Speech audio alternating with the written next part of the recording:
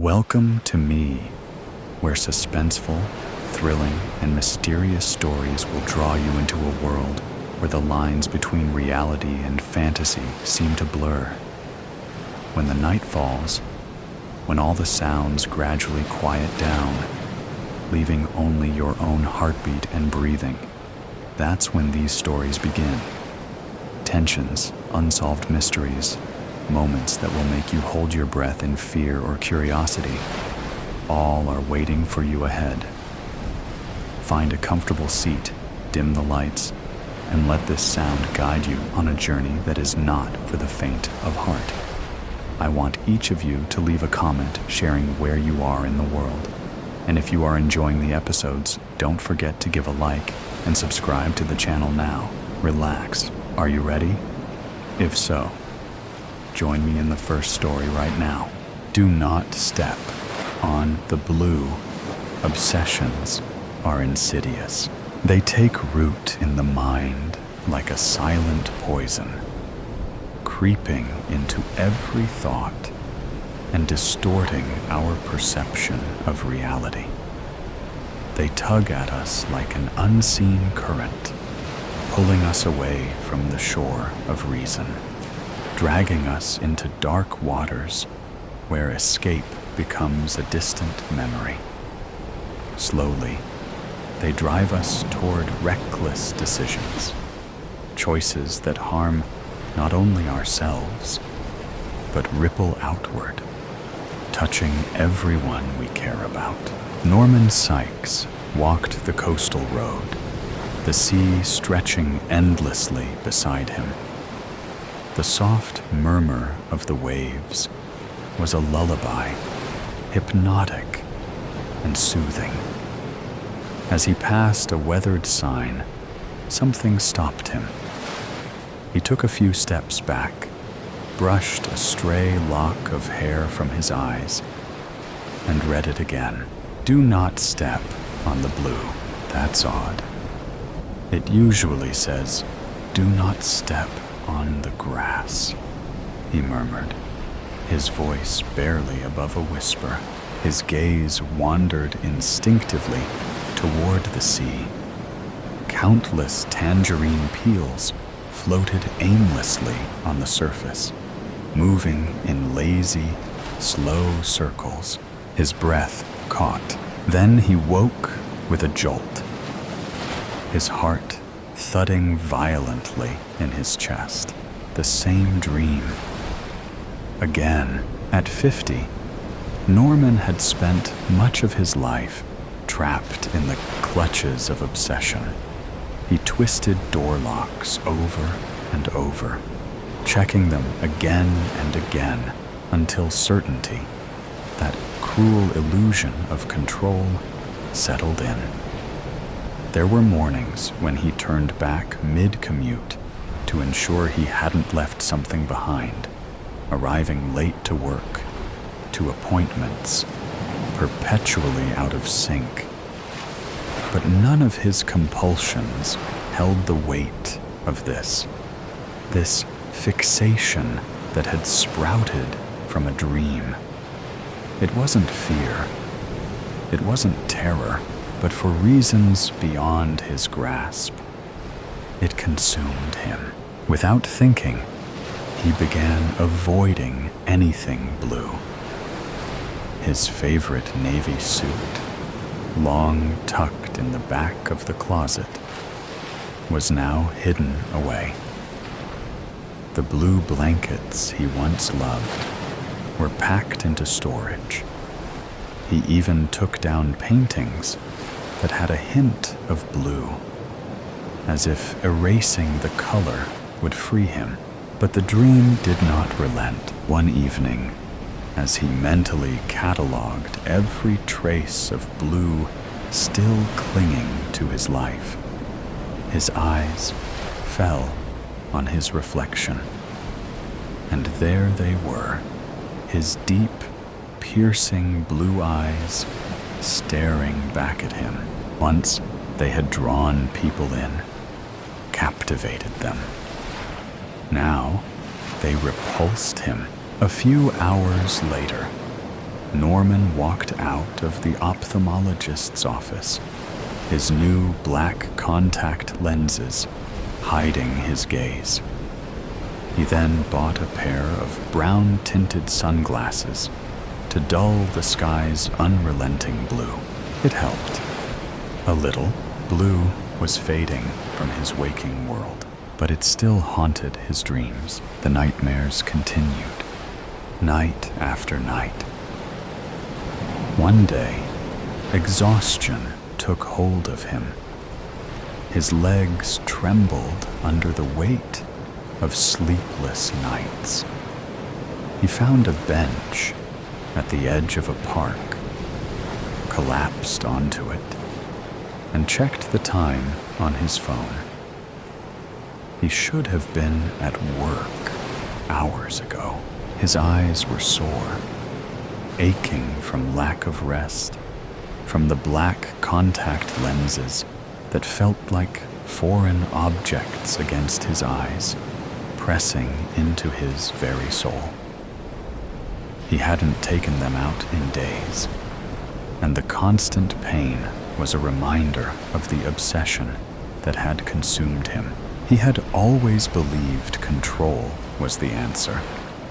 If he could just manage his thoughts, his actions, he could maintain order. The faint echoes of his dream lingered. The blue, the tangerines, the sea, strange but familiar, all-consuming. He walked on, each step heavier than the last. Shops, people, the noise of the city, it all passed him by. He was lost, trapped inside his own thoughts, unable to escape. At a street corner, he saw a vendor with a cart piled high with tangerines. His chest tightened. The sight of them made his skin crawl. He couldn't breathe. Without thinking, he rushed forward, his foot swinging violently to kick the cart over. The tangerines spilled everywhere, rolling onto the street. He heard the vendor shout in anger, but Norman didn't care. He had to escape. Days bled into nights, and still he refused to sleep. It was the only way to avoid the chaos in his head. Then one morning, as he drove to work, exhaustion gnawed at him. His eyes burned, both from lack of sleep and the contact lenses that hadn't been removed in days. The pain was unbearable. He stopped at a red light, gripping the wheel, rubbing his aching eyes. Behind him, impatient horns blared. He assumed the light had turned green. Half blind, he pressed the gas pedal. His foot felt heavy, disconnected, as if it didn't belong to him. The world before him seemed to warp and bend, the street stretching out like a mirage.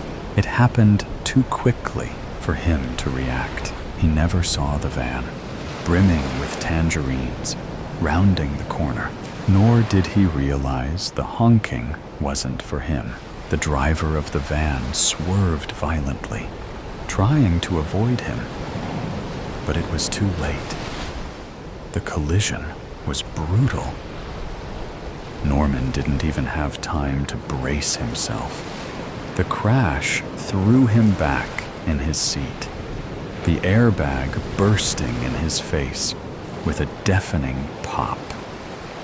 His head rang, his vision blurred, but it didn't matter. His mind was elsewhere. Tangerines exploded onto the pavement, tumbling into the sea. They bobbed weightlessly on the water's surface, like fragments of his dream. Somehow real. A motorcycle became entangled in the crash. Its rider hurled onto the counter of a small paint shop. Norman barely registered the chaos around him.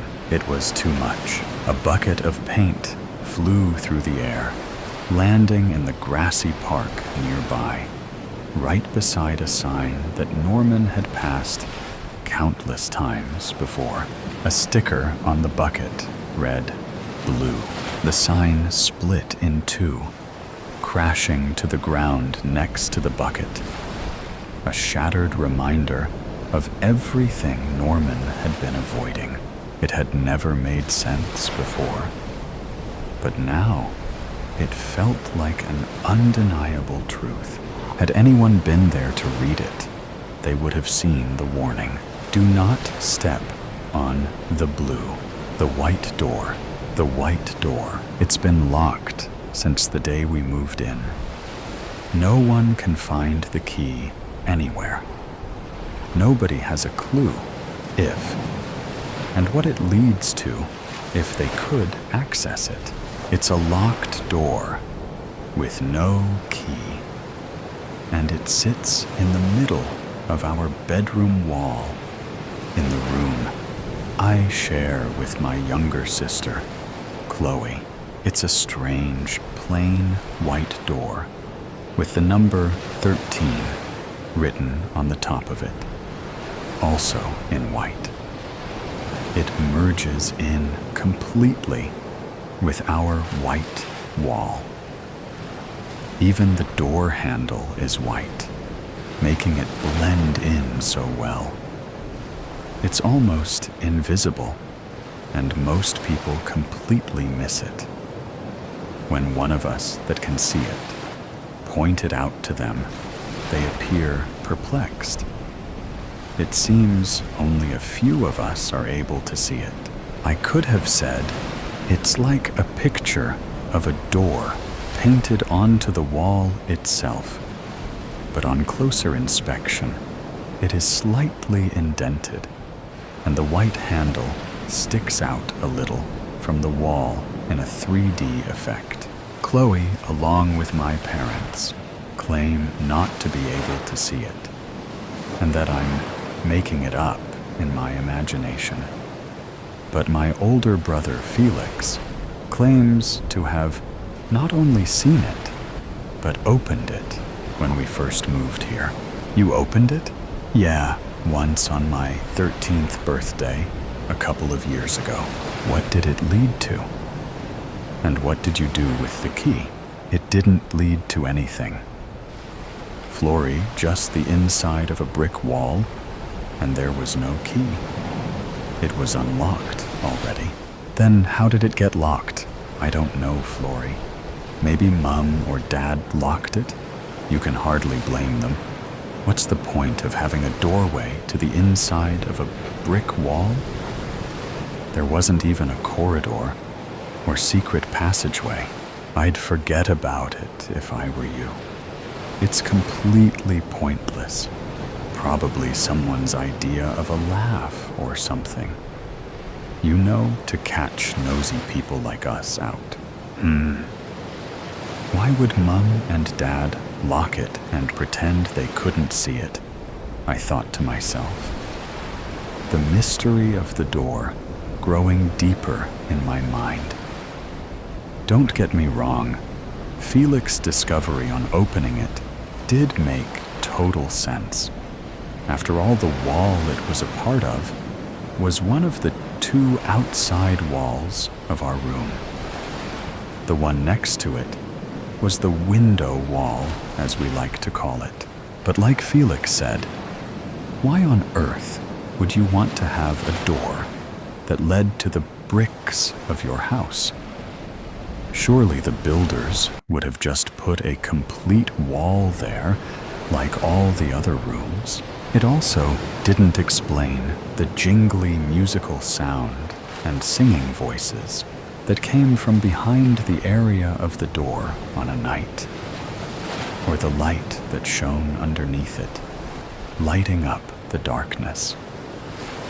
I'm pretty sure I've also heard other voices from behind it, too. Nothing spooky, sounding just happy and giggly, almost like there are children on the other side of the door playing. It gives out a nice vibe when I hear them, leaving a smile on my face. Flory, earth to Flory, you're daydreaming again. Sorry, Chloe. What was you wanting? Mom asked what you want for dinner. The options are spag bowl or chicken curry and rice. Ugh, neither. I'm not even hungry. Whichever you want, Chloe. You are gonna eat it though, right, Flo? My little sister questioned me suspiciously. Sure, maybe. I don't know. I'm still full from lunch. I might just grab a salad. Yeah, tell Mum I'll get myself a salad. I quite fancy that. Chloe looked unconvinced, but left the room to let Mum know anyway. A while later, Mum came and tapped on the bedroom door. Flory, can I come in? Sure. I've made you up a chicken salad, like you asked for. But I have to say, I'm getting worried about you. You're not eating properly. Though I understand salads are a good choice, you also need to be eating other things. Mom, you don't need to worry. I'm okay. I'm just not fancying the same food I did before. And salad is a healthy choice, especially as you added the chicken.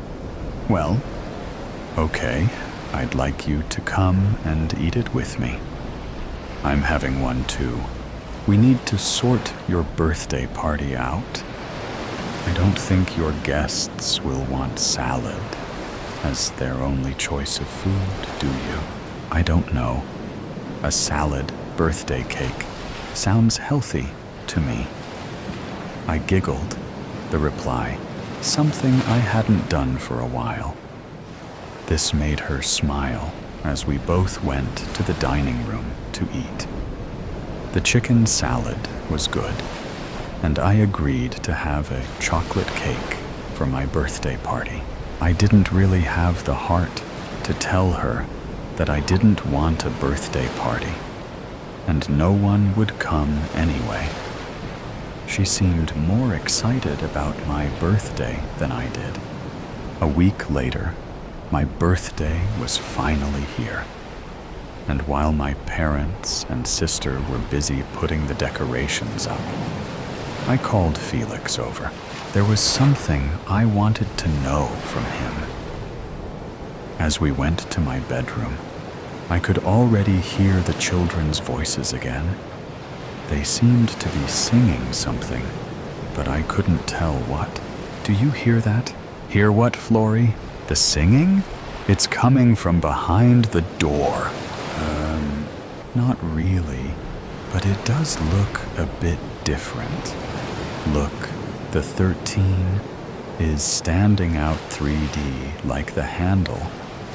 It was like that when we moved in before I opened it. It's your 13th birthday. Flory, it can't be a coincidence, can it? He put his ear up against the door to try and hear the voices. Looking back at me, he suddenly gulped and said, Flory, you're right. There is someone on the other side of the door. They're calling for you, but I thought you said it was just bricks behind there. It is. Well, it was when I opened it. I slowly creeped over to where he was at the door. What should I do, Felix? I don't know. Maybe you should try and open it? I don't have the key, remember? Neither did I. When I opened it, remember? I just grabbed the handle and pulled it down. Give it a try. What do you have to lose? Okay, but please hold my other hand. I don't want to do this alone. You don't have to, Flory. I'm right here with you. Okay, here goes, ready? I grabbed Felix's hand and pulled down the handle. The door swung open. Sure enough, it looked like nothing was there but a brick wall. Then I heard it too. Flory, help me, Flory. I had no choice but to risk hitting the brick wall as I stepped inside the doorway. Just in front of me was a winding downward staircase made of stone steps. I looked behind me and saw my room again. But who was calling me? And how did they know it was me? I made a decision. I was going to go down the staircase and find out who it was. I turned back again to see the door closing. Wait, no, don't close it. I thought you was coming with me. I am with you, Flory. Once on this side, the door closes until it's time to return to your party. Quick, let's go. Felix made his way down the staircase and out of sight before I could have a chance to think. How did he know that? He said it was only a brick wall. Had he actually stepped inside and been here before? Felix, wait. Flory, we help Flory. There it was again. I'm coming, I replied, and started descending the stone staircase slowly, as I wasn't sure it wouldn't make me slip. I hoped Felix was all right. He had practically ran down them. Felix, are you still there? Hello? No response. Even the other voice had gone quiet. As I got lower, I could hear a dripping sound begin.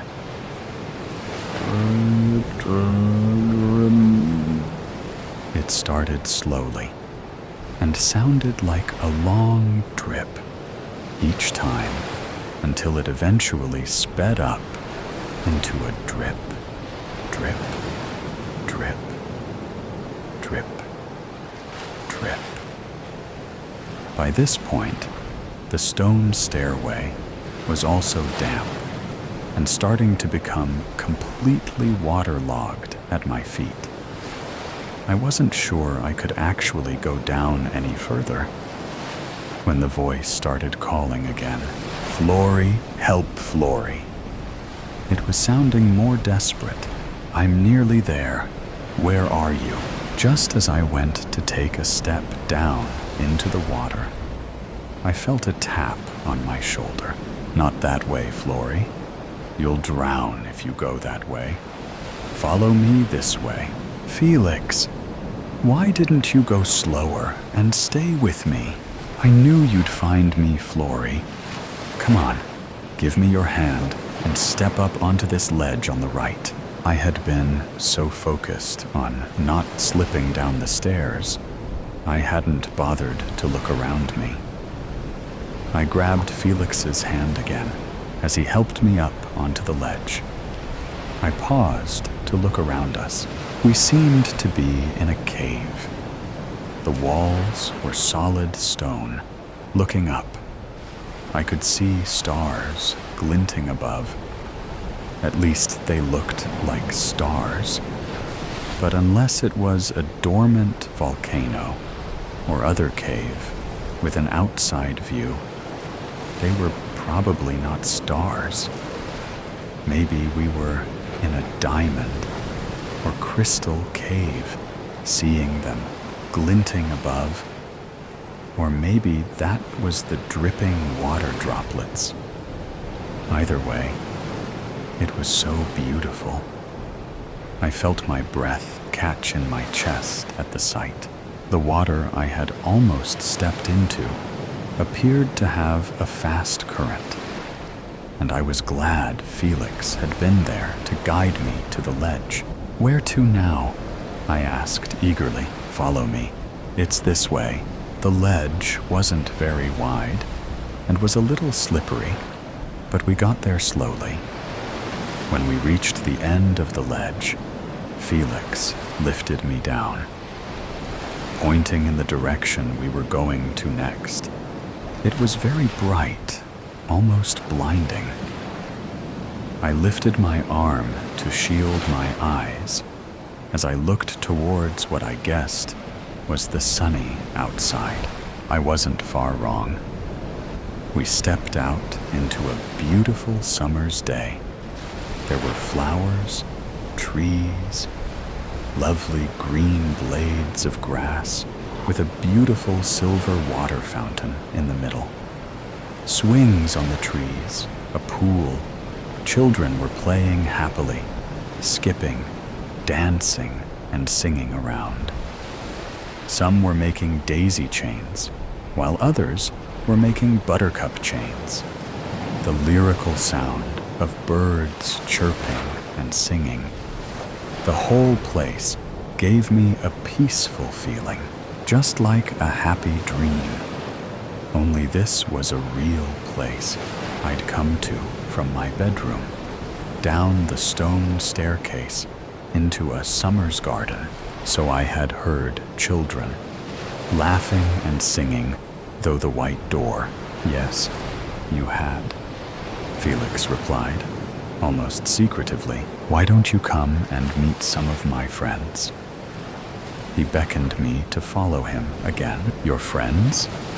But you said there was nothing but a brick wall behind that door. How can you have friends here already?" He glanced at me with a comical expression on his face that said, "Seriously? You need to ask?" But all he said was, "Follow me, you will see." I stepped onto the grass with him and started following.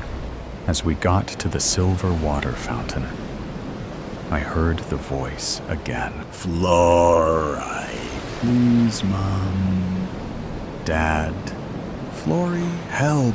I glanced into the fountain and saw Chloe in tears and me on my bed. She was shaking me, crying, looking helpless. Mum and Dad rushed into the room. Suddenly, my breath caught again in my chest. I could feel the pressure as Dad pumped 1 2 2 3 and Mum was breathing into my mouth in between. I felt the warm breeze flow down my throat into my lungs. The white door appeared on my left. Felix was still on my right.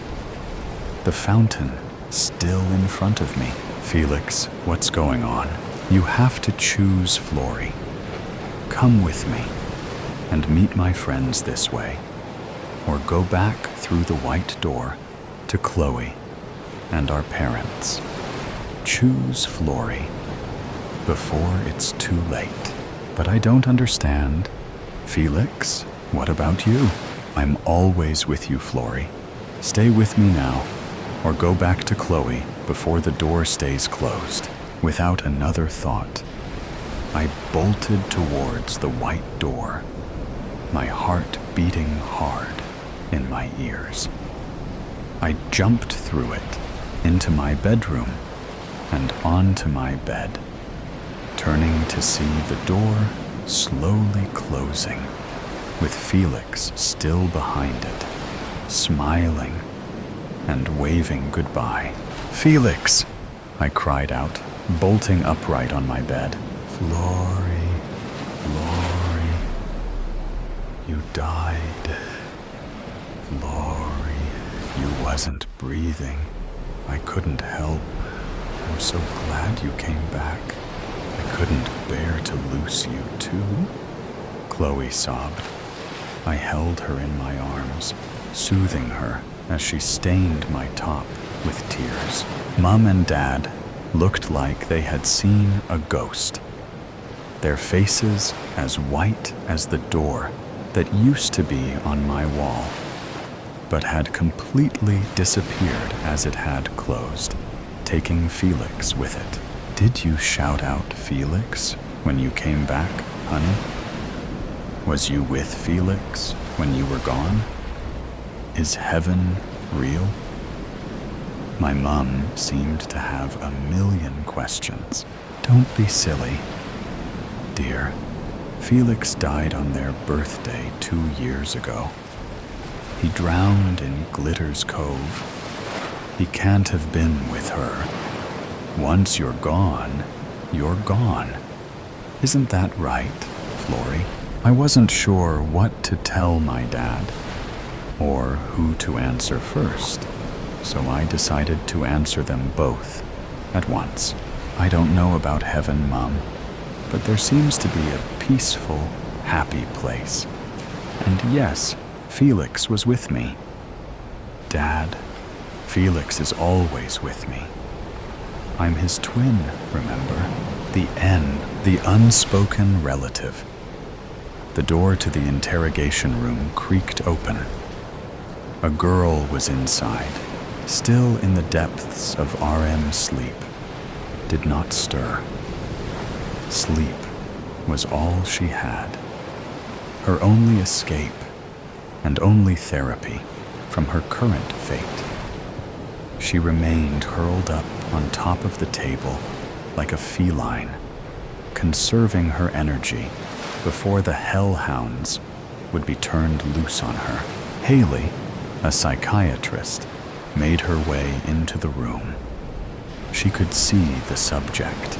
Emily had insomniac circles around her eyes that made her look like a raccoon almost.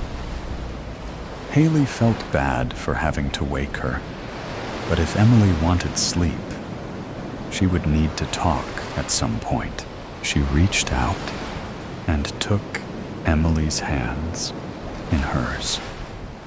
They were cold and clammy.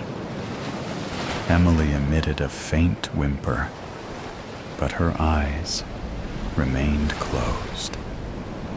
Haley let go of her hands and brushed Emily's hair. Emily stirred, and her eyes sluggishly opened. Her dark eyes, with saucers for pupils, studied the green emeralds Haley had for eyes.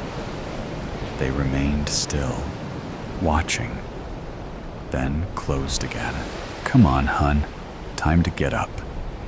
Haley spoke, lightly shaking her. Emily whimpered and covered her face with her arms. Haley stood and scooped her off the table. She expected a fight, but Emily remained docile in her grasp. Before Haley could put her down, Emily clung to her and rested her head on Haley's shoulder. It was difficult to imagine Emily was capable of what the police were accusing her of. Emily was acting more like an 8-year-old than 18. That could be cracked up to the recent traumatic experience she endured. She had recently learned who her real father was, after he took her, her mother, and stepfather hostage. Her mother was currently recovering from injuries in the hospital, while her stepfather had succumbed to his injuries. Emily wailed suddenly, catching Haley off guard. The reaction was so sudden that Haley almost dropped her. Honey, Emily buried her face in Haley's chest, with heaving sobs that made her tremble all over. Haley rubbed her back and comforted her, something that Emily never got from anyone since they found her in the house. She had passed out with the landline phone still in her grasp, with a split table beneath her that broke her fall. Haley had a job to do here, however, and that was not to comfort a possible suspect. Haley gently pried her off and sat Emily down in a chair. "I'm going to be honest," Haley began. "They suspect you conspired with your father." All the melanin drained from Emily's skin. This couldn't be happening. She quickly shook her head in denial. Emily strained herself, attempting to protest, but her voice cracked, and her words died in her throat. "You may want to see this," Haley said, handing her a tablet. A frightened moan escaped her mouth when the video started playing. When Emily learned the truth, she attacked and interrogated her stepfather in the basement for putting a wool over her eyes, while her real father was otherwise engaged upstairs. And now, law enforcement suspected she was hiding her father's whereabouts. They intended to use this footage as leverage against her if she refused to cooperate. Her knees drew up to her chest as reality washed over her. His blood was on her hands too, whether she liked it or not. But this didn't mean that she conspired with her father. They needed to know that. Emily tried to speak again, but like before, her words could not reach the surface. Like baby sea turtles being plucked away by famished seagulls before reaching the ocean, words still eluded her. She buried her face in her hands, sighing shakily. Haley placed a small notebook before her along with a pencil. Emily sniffled and started to write. "So, he took your cuffs off for good behavior?" Haley asked. Emily nodded. "And after you found out the truth, you became angry with your stepfather?" Emily replied with a reluctant nod. She wrote her next question with a trembling hand. "There's nothing I can do to avoid prison, is there?" Emily pushed the notebook over to Haley, with tears starting to trickle down her face again. "You can tell me where he is," Haley said. Emily whimpered in frustration. "I don't know where he is, because I did not conspire with him," she wrote. "It's not up to me on what happens to you," Haley began. "But you need to give them something if you wish to avoid prison. Even if you didn't conspire with him, you still assaulted your stepfather, who is now dead." Emily huffed and snatched the notebook. "My father's gun killed him, not me," she wrote. "You stabbed your stepfather with a fork. He already had a severed leg and a missing finger, which I believe had his wedding ring on it. You very well could have. Do you think a jury would let you go free after that?" Emily choked back a sob. "I'm sorry, hon. I know you were under a great deal of stress, but that still does not excuse your actions. He's one of my teachers in high school, okay? Mr. Black is what he goes by. I'm sure that's how he found out that I was his daughter." Emily wrote. "Okay, maybe that will help them find him. Anything else?" Haley asked. "Please, I need to be there for my mom, so she pulls through."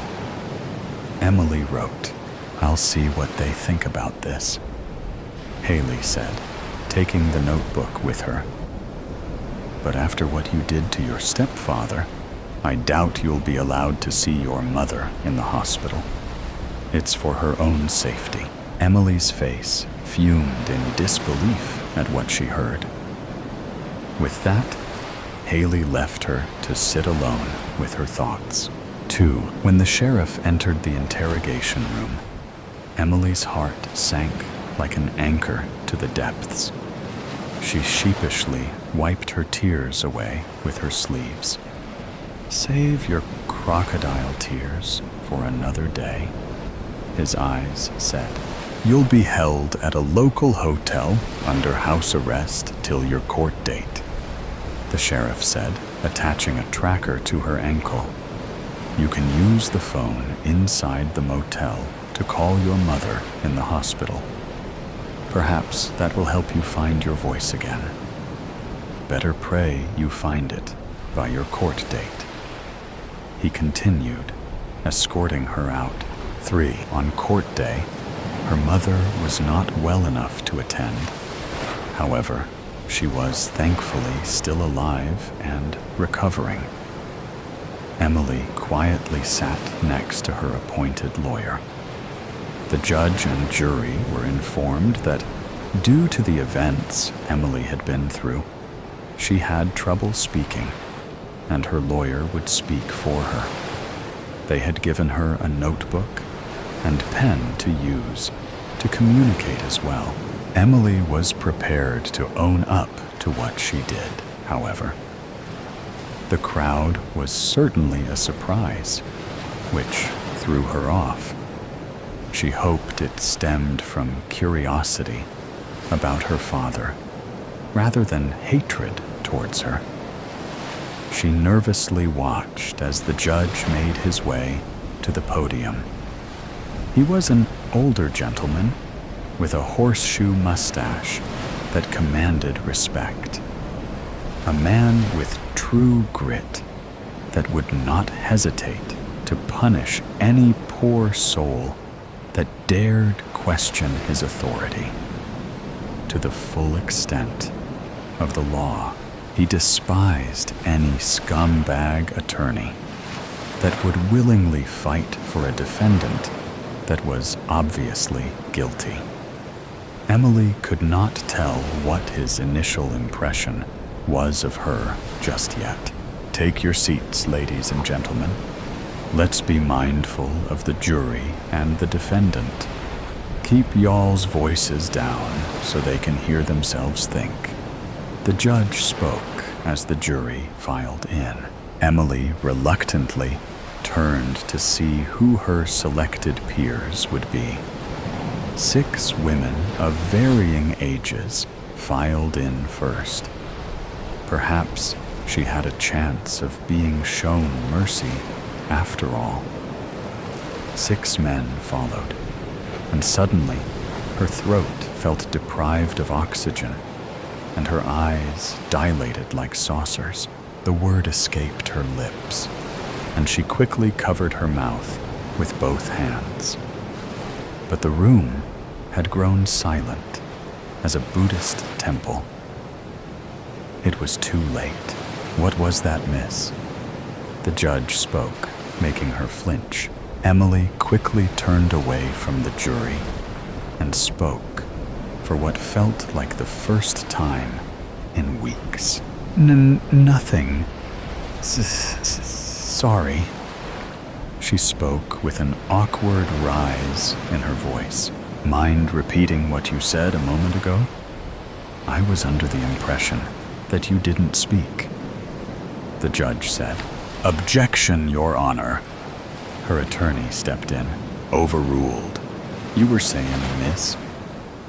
The judge spoke. Emily swallowed hard, and her skin was as crimson as a lobster. Much like a lobster, she was in hot water now as well. "Do you want to be held in contempt for lying to the court about your condition?" the judge asked. No, I'm not," she hiccuped. "Lying. Enlighten me on how you did not lie to the court, miss." The judge pressed. "Your Honor, I made it clear she has difficulty speaking and that she is, or in this case, was temporarily mute. The key word was temporarily.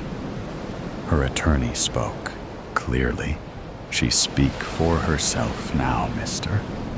Now would you or she care to repeat what her first spoken word was, so we can move forward with this case?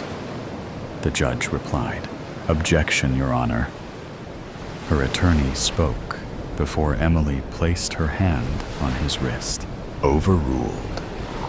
The judge spoke to him. "Please," Emily said to her attorney before standing to face the judge. I saw someone that looked like my dad.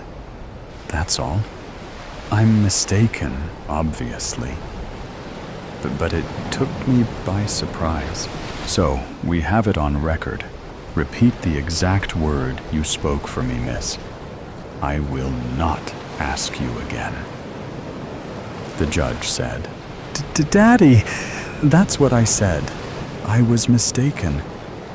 Sorry, Your Honor." Emily spoke meekly. "Why don't you point out the individual you mistook for him? Would you kindly?" The judge spoke. A small trickle ran between her legs, and Emily winced, hating herself. In fact, why don't we show everyone what her father looks like? Shall we? The judge said. And a projector flashed a picture of Mr. Black on the wall behind him.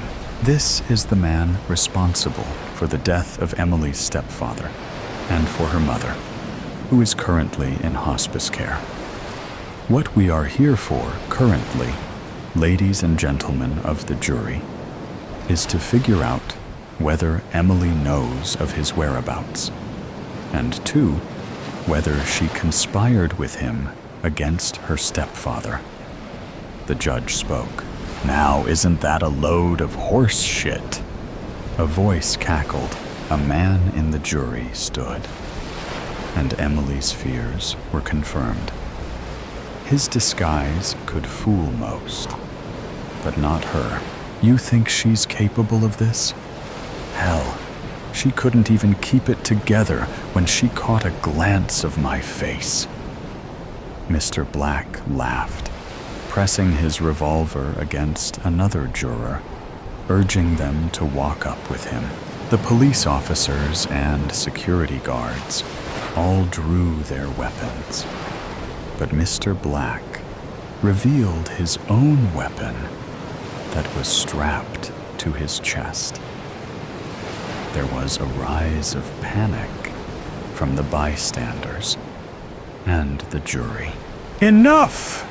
the judge roared, and the crowd simmered down. As the Joker once said, "Let's not blow this out of proportion. I'll only take a moment of your time, one way or another." Mr. Black said, "You've got balls showing your face around here." The judge spoke. "I'm just here to make sure an innocent person doesn't go to jail. Lord knows the law has a way of fucking that up." Mr. Black replied, "I propose an exchange then. You go to jail while she goes free. That, I reckon, is how it should have been all along." The judge said, "Ha! You should go on stage and see how far that joke gets ya." Mr. Black cackled. "What's the plan here? What's your end game?" The judge asked. "It's simple. If you all want to live, you let us leave quietly. Remember, the juror I replaced is elsewhere, awaiting your assistance." Mr. Black said. The judge, a veteran from the war in Afghanistan, recognized the bomb Mr. Black had strapped to his chest. It was capable of taking out a whole block. Everyone inside this building would be cooked like a Thanksgiving turkey When all was said and done, "Drop y'all's weapons," the judge ordered. The officers followed suit. "Let's be on our way, Emily." Mr. Black spoke. A frightened moan escaped her mouth. She had no idea her father was capable of this.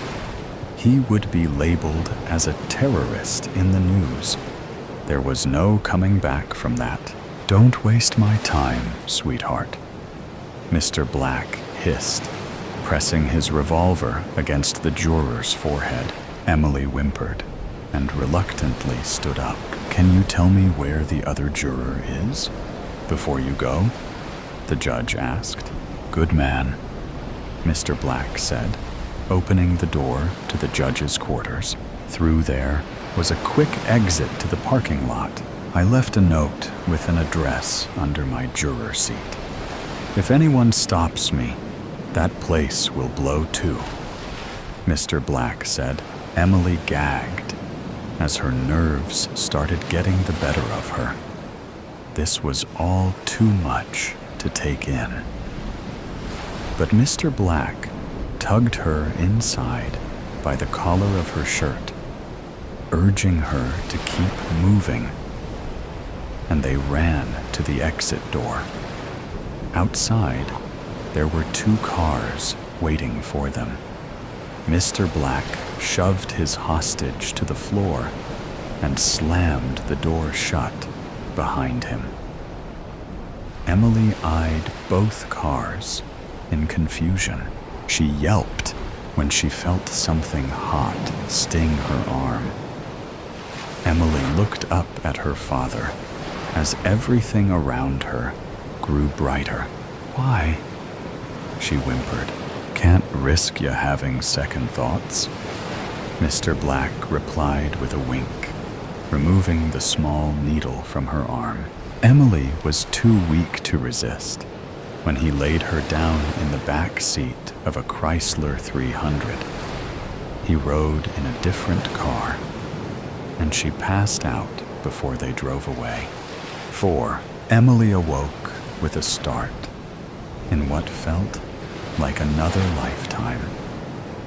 She was cocooned in a hammock, ready to hatch into a new life, it seemed. Her sluggish eyes registered a clustered forest of coconut palms around her, and a man sitting at a nearby table. He wore a straw hat and was sipping on a pina colada. "Welcome back," Mr. Black said. The ocean was a shimmering shade of teal in the sunlight, roaring in the distance. "Is Mom okay?" Emily slurred. "She'll be fine," Mr. Black said, "but she'll need her distance for some time before she forgives us." Under the kitchen sink. Spoiler, but a scare warning. MC and other characters talk about being knocked out and a near death from a spider bite. Very mild. Fictional story, but based on Orthodox Christian spiritual warfare. It was a Saturday afternoon when I was 13. My friend Lila and I were playing hide-and-go-seek at her house. Lila was my new friend, but she was fun to hang out with. I also had a friend named Aiden. He was my best friend since I was little, like really little. He looks the same age as me, but he always acted a lot older. He was scared about me going places I shouldn't, and that I should be careful. But he said that a lot with Lila, because I never told my mom about me visiting her. But I thought, as long as I got back between the 2 hours, I got off school, and she got home from work, she would never find out. Lila counted while I tried to find a hiding spot in her big, empty house. My feet echoed as I ran around and then I found a room under the stairs. I giggled as I closed the door and hid in between some old clothes, a vacuum, a laundry hamper, and the washing machine. Torrid, D930, ready or not, here I come! Ain't no way she is going to find me here.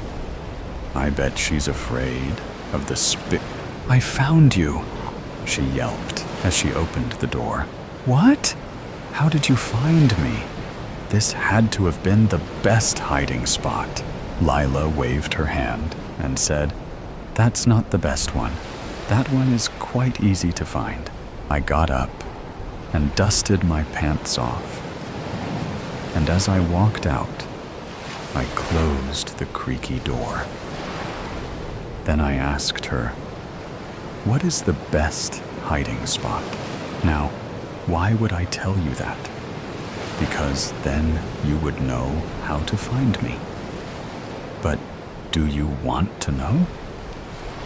But the way she said it, it made me really want to know. Please, please, please tell me. I won't hide there. I just want to see it.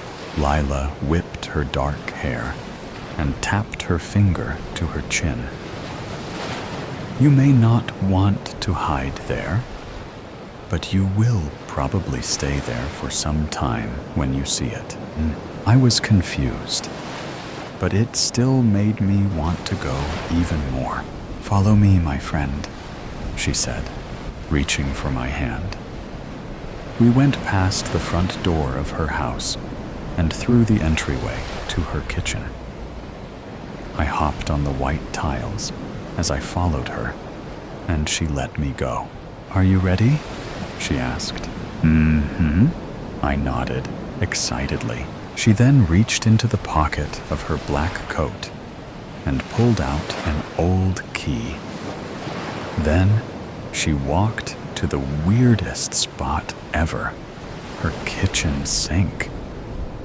She bent down to this big lock and fat chains and popped the key in and turned it like it was easy. Then she slowly opened the doors, but with a smile that was weirdly excited for me to see it. And once the doors are opened, I hear a loud whooshing sound and what looked like a big black hole. Whoa! How come I've never seen this before? Has anybody seen it before? Oh yeah, a lot of people have, but only people who choose to listen to me instead of, well, don't mind that. Go ahead and go inside. But where does it go? It won't hurt, will it? I don't want to do things that I know I shouldn't and get hurt. You'll be okay, you promise? Lila said. Look at all the fun games we play together behind your mom's back. Trust me, this is what you want. I felt scared, but I wanted to believe her. I took a few steps toward the sink, and the closer I got, the closer I felt like it was pulling me in, and it was harder to get away. Dee Dee, I heard a voice from above me. Huh? I look up and get a push back from the sink, and the doors slam closed on their own. Before I looked at the voice, I got a quick look at Lila, who quickly put down her foot like she was going to do something, but she didn't want me to see it. I turned around, and in the window above the sink, I saw Aiden looking at me. He had reddish-brown hair, and when the sun hit it, it looked like it was a bright fire. He said with a worried face. Why are you here? I warned you not to come here. Oh, we were just having a little fun. You'll get hurt. Before I could say anything, he looked over to Lila and said, "What are you doing?" "Exploring." "Why do you have to ruin the fun?" He answered, "You are a stranger." "A stranger?" "Me and Dee Dee are best friends, better friends than you. Clearly, she makes more time for me than you. Besides, how long have you known her for?" "Since she was baptized." Lila seemed really mad at his answer. I didn't know what to say. I didn't want to hurt Aiden's feelings, but I really wanted to have fun. When I looked at Aiden again, he already looked like he was sad because of what she said. And I was scared that what she said was true. I didn't want it to be. I glance over to the big, old clock on the wall and realize that my mom would be home any minute. I look at them both and say, "I have to get home." Aiden told me, "Maybe you should tell your mom about this." I shook my head and said, "No, she would get so mad at me." Aiden didn't seem to like that I said that, but said, "Your choice. Dee Dee, your choice." Then he walked away from the window. I ran home as fast as I could. And thankfully, I got there just in time. I don't think my mom knew at all where I had been. I just acted normal, and we enjoyed dinner together. She even asked, "So how was school today, honey? I heard you had a hard time on the test." I knew I could have done better, but I felt so sleepy. And I think it was from not telling Mom about Lila and keeping it a secret made me tired and not think well. "It was decimals," I told her. She put her fork down and said, "But you're so good at decimals." She looked confused and said, "Dee Dee, you seem to be having a hard time in school lately. Not just with the test, but with things you know, and know really well." I felt warm. I had to come up with something without telling my secret. "I've been doing extra homework, so I stay up late and get sleepy." She didn't seem to like that very much. "Listen, Dee Dee, I want you to be doing your homework when you get home from school, not late in the night. You need your sleep, and you should have plenty of time after school to do it, right?" The whole time she talked, I kept thinking about Lila's kitchen sink. What was under there? Where did it go? Was it really as bad as Aiden made it out to be? "Dee Dee, Dee Dee." My mom snapped me out of my thinking. "Look, hun, you need to finish up and go get some rest. Homework in the afternoon and sleep at night. That's all." I got on the bathroom stool to brush my teeth, and I went to say my prayers. As I did, I had a really bad feeling that I didn't usually have. I felt bad about how I treated Aiden earlier. I hoped he still wanted to be my friend. I turned the switch on my small blue lamp. And as I went to bed, I threw the covers over my head. My blonde hair got in my face as I curled up, confused about my day. Psst! I didn't think anything of it and closed my eyes tightly. Psst! That time was too loud. I threw my blanket off to look around my room. Then I saw someone in the window again. But it wasn't Aiden. Lila stood on the roof outside my window and said, "Hey, you're up." "Lila? What are you doing here? It's past my bedtime." I began to speak in a whisper as I looked really quickly toward my cracked bedroom door. "My mom might still be up. Bedtime, schmed time. It doesn't matter as long as you don't get caught. Don't you want to see that portal?" But Aiden said not to. Lila rolled her eyes and said, "Aiden isn't saying that because he is worried. Aiden just doesn't want you to have any fun." "But come on. You don't want to be a scaredy cat, do you? You can do what you want. You wanted to see the hiding spot yourself. Remember?" With the last word, she said, her eyes lit up. But it wasn't in a good way. I really wanted to see what that black hole was. Maybe she was right. I can do what I want. We were back in her kitchen. She had led me out of my house by a rope she tied to the roof, and I had no idea where it came from. "Are you ready this time?" she asked. I nodded, even though I was really scared, and my heart beat faster than it had beaten. She opened the cabinet doors again, and I was greeted by the loud sound and twirling portal. I slowly tippy-toed toward it. Closer and closer and closer. Then Lila pushed me. She grunted. I screamed the loudest scream, and I don't think anyone heard me.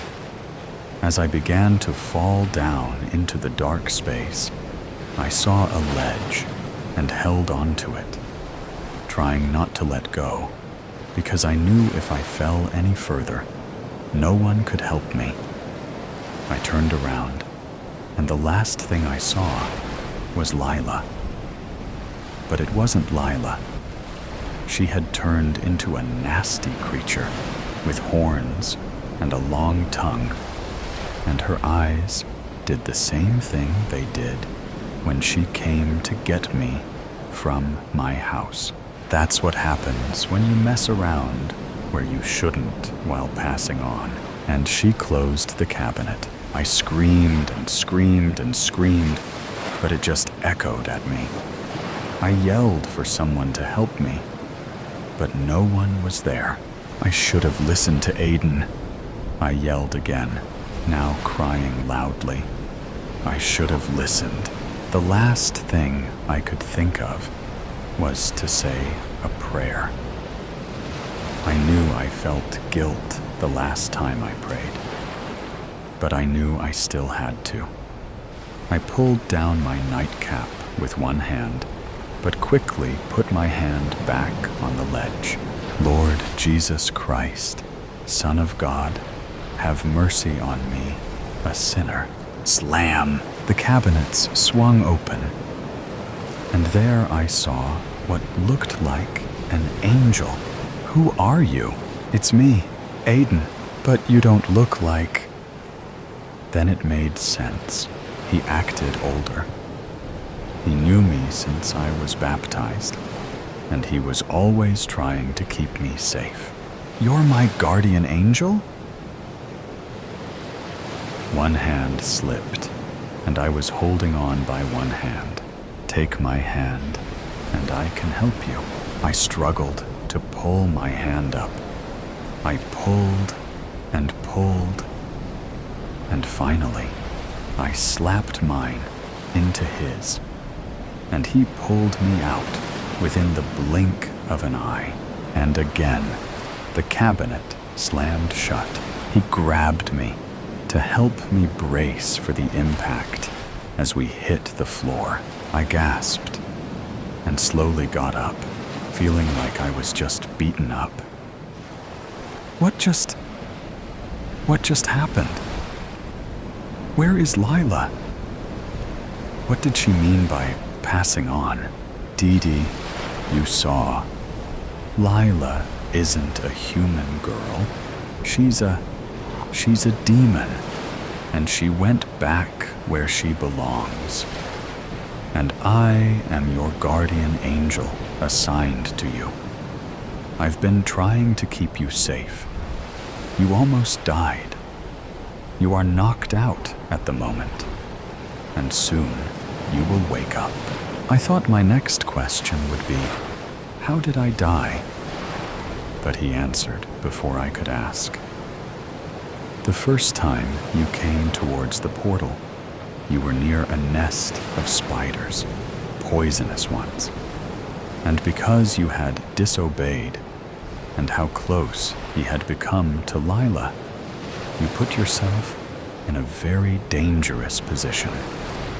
But I pulled you away. This time around, one bit you, and it was almost enough to kill you.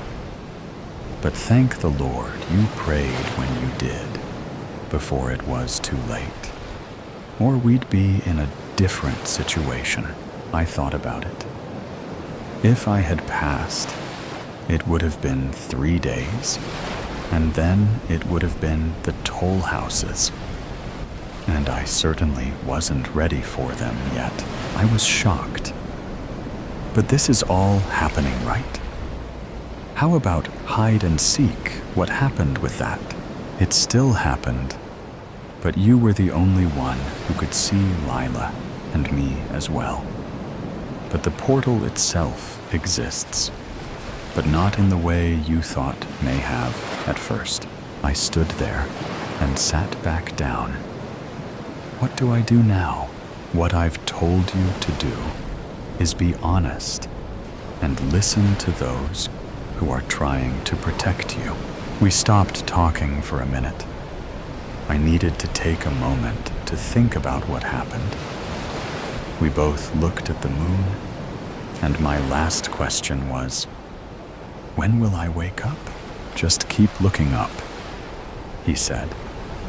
Your mom will come to find you here safe. And will I see you again? He looked at me and smiled and said, just continue to live as you should.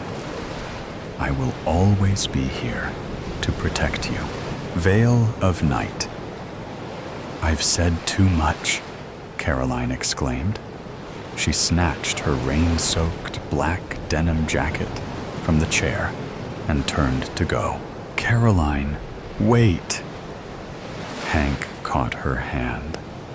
Her slender fingers felt chill and damp against his. You can't expect me to believe. No, she murmured. No one would. And that's the point. It was useless even coming here. I don't know why I did. Hank squeezed her limp fingers, giving them a shake. Please, let's start over, he said, motioning for her to sit again. This cult, it's a coven. The Sisterhood of Unhallowed Light.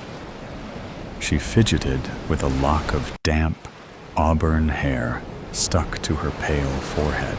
Right, the Sisterhood.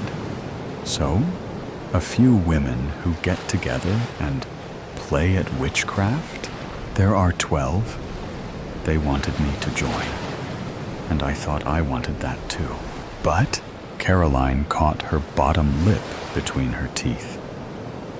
The midnight hue of her black lipstick was a stark contrast to the pallor of her skin. She took a breath, and the words tumbled from her.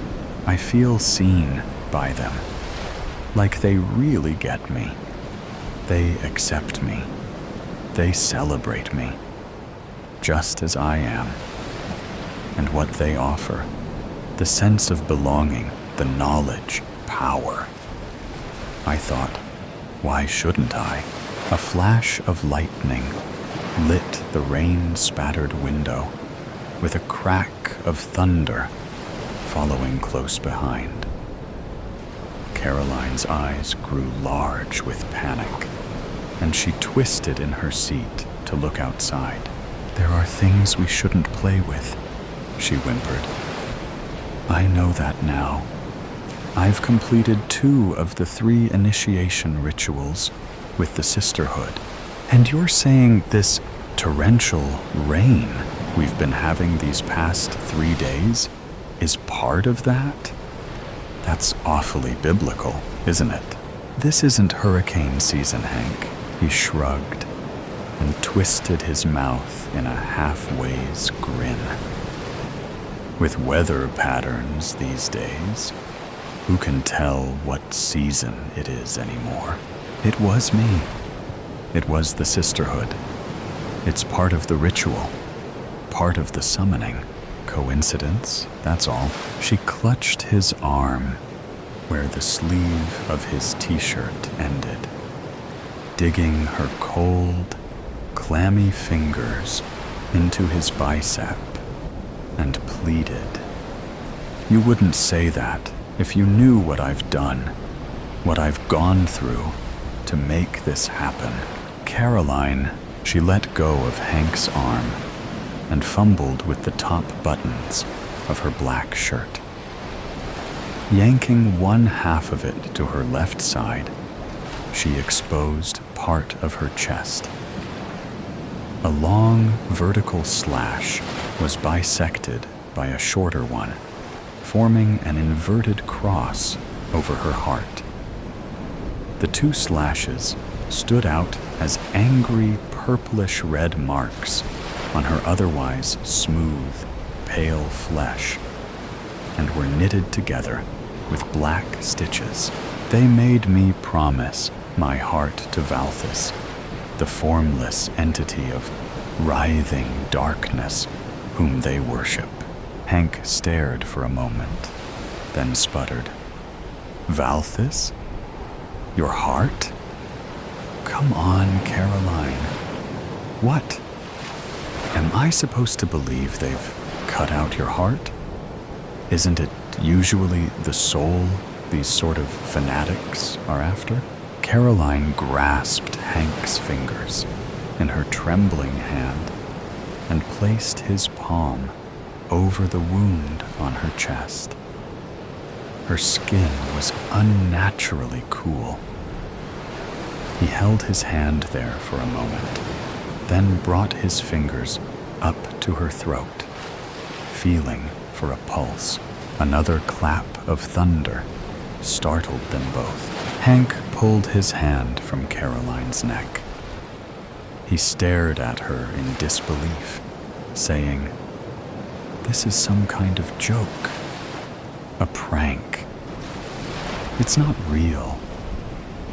How could you be here telling me all this if they've taken out your heart?" "I don't know," she sobbed, "but I think I've made an awful mistake. You've got to help me. Promise you won't let them take me." "No, of course not. Where would they take you anyway? A hospital? It's an abandoned old church, Blackthorn Chapel.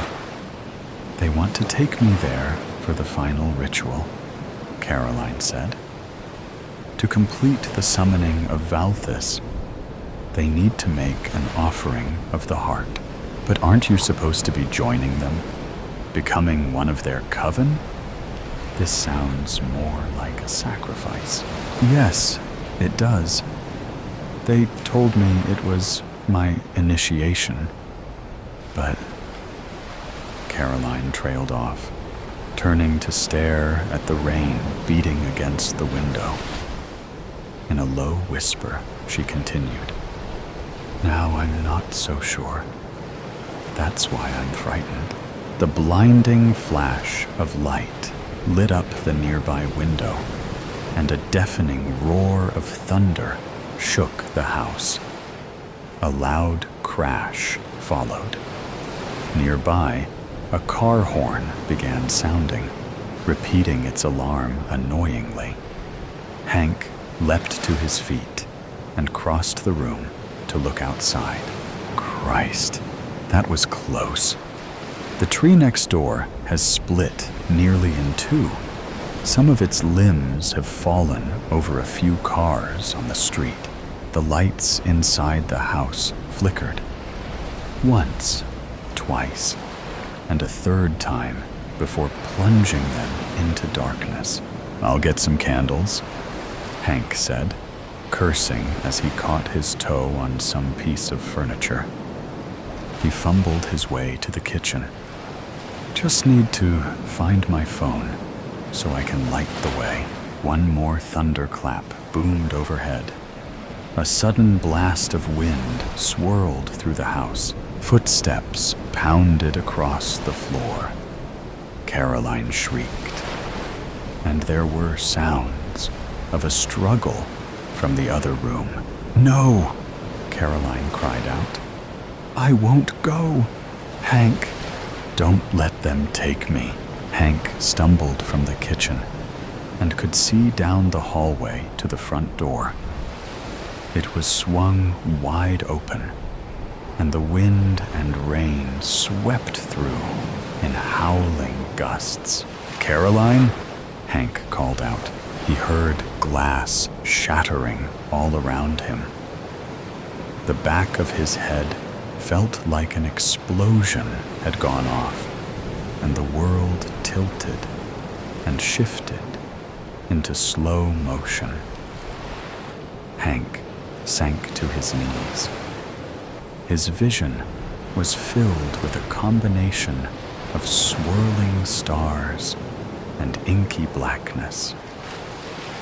The sounds of frantic struggle moved away from him as his hands slapped the carpeted floor. He struggled to breathe and clear his sight as he held himself from pitching forward onto his face. "Caroline!"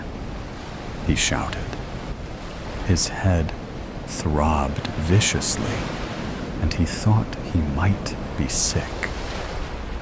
From outside, he heard car doors slamming, and a vehicle roared to life. He struggled to his feet and made it to the front door. Through the sheets of rain, he saw the burning glow of red tail lights receding down his street. Pursuit wasn't an easy option. The tree limbs, which had fallen over several cars, were blocking Hank's car as well.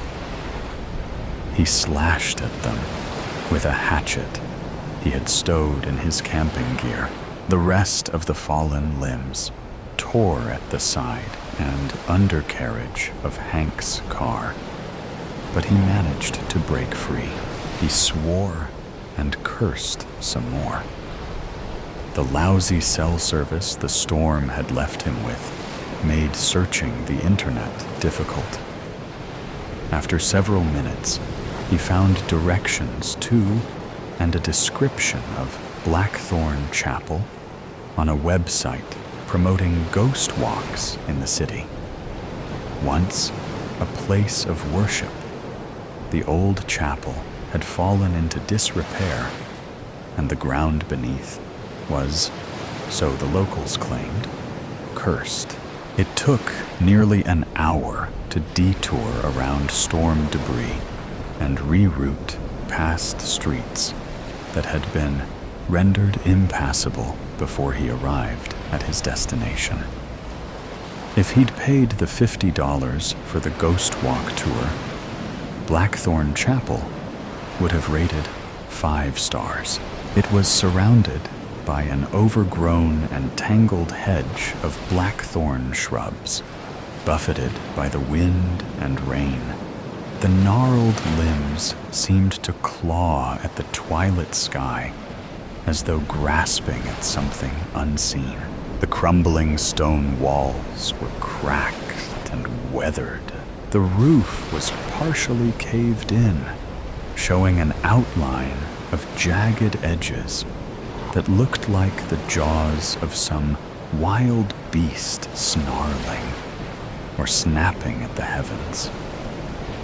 And the heavy wooden doors were worn and splintered and hanging slightly ajar on great rusted iron hinges.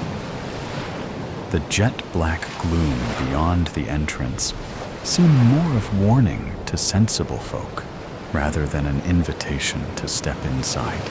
But if there was any chance, he might save Caroline. Inside was where Hank needed to be. He passed through an opening in the rough hedge, careful not to let the thorns sink their barbs into him. Walking in through the front entrance, he'd decided, would be courting failure. He might as well put his head through a noose. Instead, Hank crept around to the side of the run-down property, searching for another way into the chapel. Lightning lit the horizon several miles off. The brief flash revealed to him that he was creeping through a graveyard, which was part of the chapel grounds. Most of the headstones were crooked, sinking into the ground. Some had fallen or been knocked over. Many lay half-buried in tufted humps of wild grass. With a sense of dread, he picked his way carefully through the tangle of ancient stones and grass until he was out of the graveyard and could lean against the chapel wall. His heart was pounding as he panted silently, trying to catch his breath. Above the howling of the storm, a sound caught his ear. Soft at first, but regular, insistent, and coming from inside the chapel. Hank strained to make out what he was hearing. It was definitely chanting of some sort. Hank edged along the stone wall to the back of the crumbling old building. The ground sloped down, revealing the foundations of the chapel. He spotted a break in the wall and rushed to it. It was a narrow space, but large enough, he felt, to squeeze inside. Before he did so, Hank hefted the hatchet in his hand. He couldn't imagine actually using it to hack away at some unseen coven member. That would be slasher movie extreme. He twisted it in around in his hand so that the square end faced out, becoming his weapon. He sucked in a few deep breaths, questioning his sanity. Then he scraped and squeezed his way through the narrow space. Feeling his way around in the dark, Hank discovered a series of long wooden boxes. Great, he thought. Could this night get any spookier? He'd found his way into the crypt. It took him a few minutes to pick his way around, but he eventually found a set of stairs leading to the proper part of the chapel. This was one of the cloisters, or side chapels. The chanting was more distinct. He could make out the words, "Valthus, Valthus, veil of night, drown the stars, consume the light from the maw, where silence dies. Open now your 1,000 eyes." He edged carefully toward a gap in the wall, which entered into the chapel's nave. There were broken pews scattered throughout the space, casting long shadows from the candles, which lit up the altar at the front. Shadow deep and shadow wide. Stretch the fold. Let worlds collide. What was whole? Let it decay. Let the void now have its way. He saw Carolyn, bound and gagged. She was wide-eyed and frantic, struggling to break free of her bonds. Unseen horror, whispered breath, we call you forth. We offer death, one by one, we fade. We kneel, take our names, unmake us real. A quick count revealed only 8 figures in hooded robes surrounding Caroline.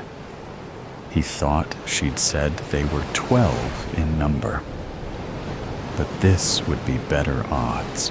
Hank hefted the hatchet in his hand one more time, feeling as confident as a person could ever be faced with such a scene. He took one step forward, but that was as far as he got. He was grasped from behind, his arms, legs, and even his torso in the grip of unseen talon-like hands. With swift force, they pulled him backwards, throwing him off balance. A ragged cloth was pressed over his nose and mouth. He struggled and tried to scream. Then blackness engulfed him. When he came to, Hank found he was now stretched out over the altar. His hands and feet were bound. Looking up, he could see eerie shadows playing across the vaulted arch above. I'm sorry, Hank, Caroline said. I had to do it. He snapped his head around in the direction of her voice and saw she was standing to his left. She held a long, curved dagger in her hands. The other coven members, all 12 of them now, were surrounding him. We needed a heart to complete my initiation and call down Valthus. He thought he'd known fear earlier in his pursuit of Caroline's attackers. Now, a choking sensation that felt like ice was spreading through his chest. In his head, Hank shouted Caroline's name, but the gag in his mouth prevented him from getting that or any other words that followed out. The coven members began to chant once more, Valthus, Valthus, veil of night, drown the stars, consume the light, runaway bride. Hopping onto a random train in the middle of the night was not the best idea Elise ever had. Not her worst, but a close second to when she was 13 and slept in the library overnight, only to wake up surrounded by cleaning pixies, surrounded by luggage and the smell of old clothes. She shifts her legs to avoid having them fall asleep before the train reaches the next stop. In other carts, there are no doubt people dining and laughing with glasses of champagne in their hands.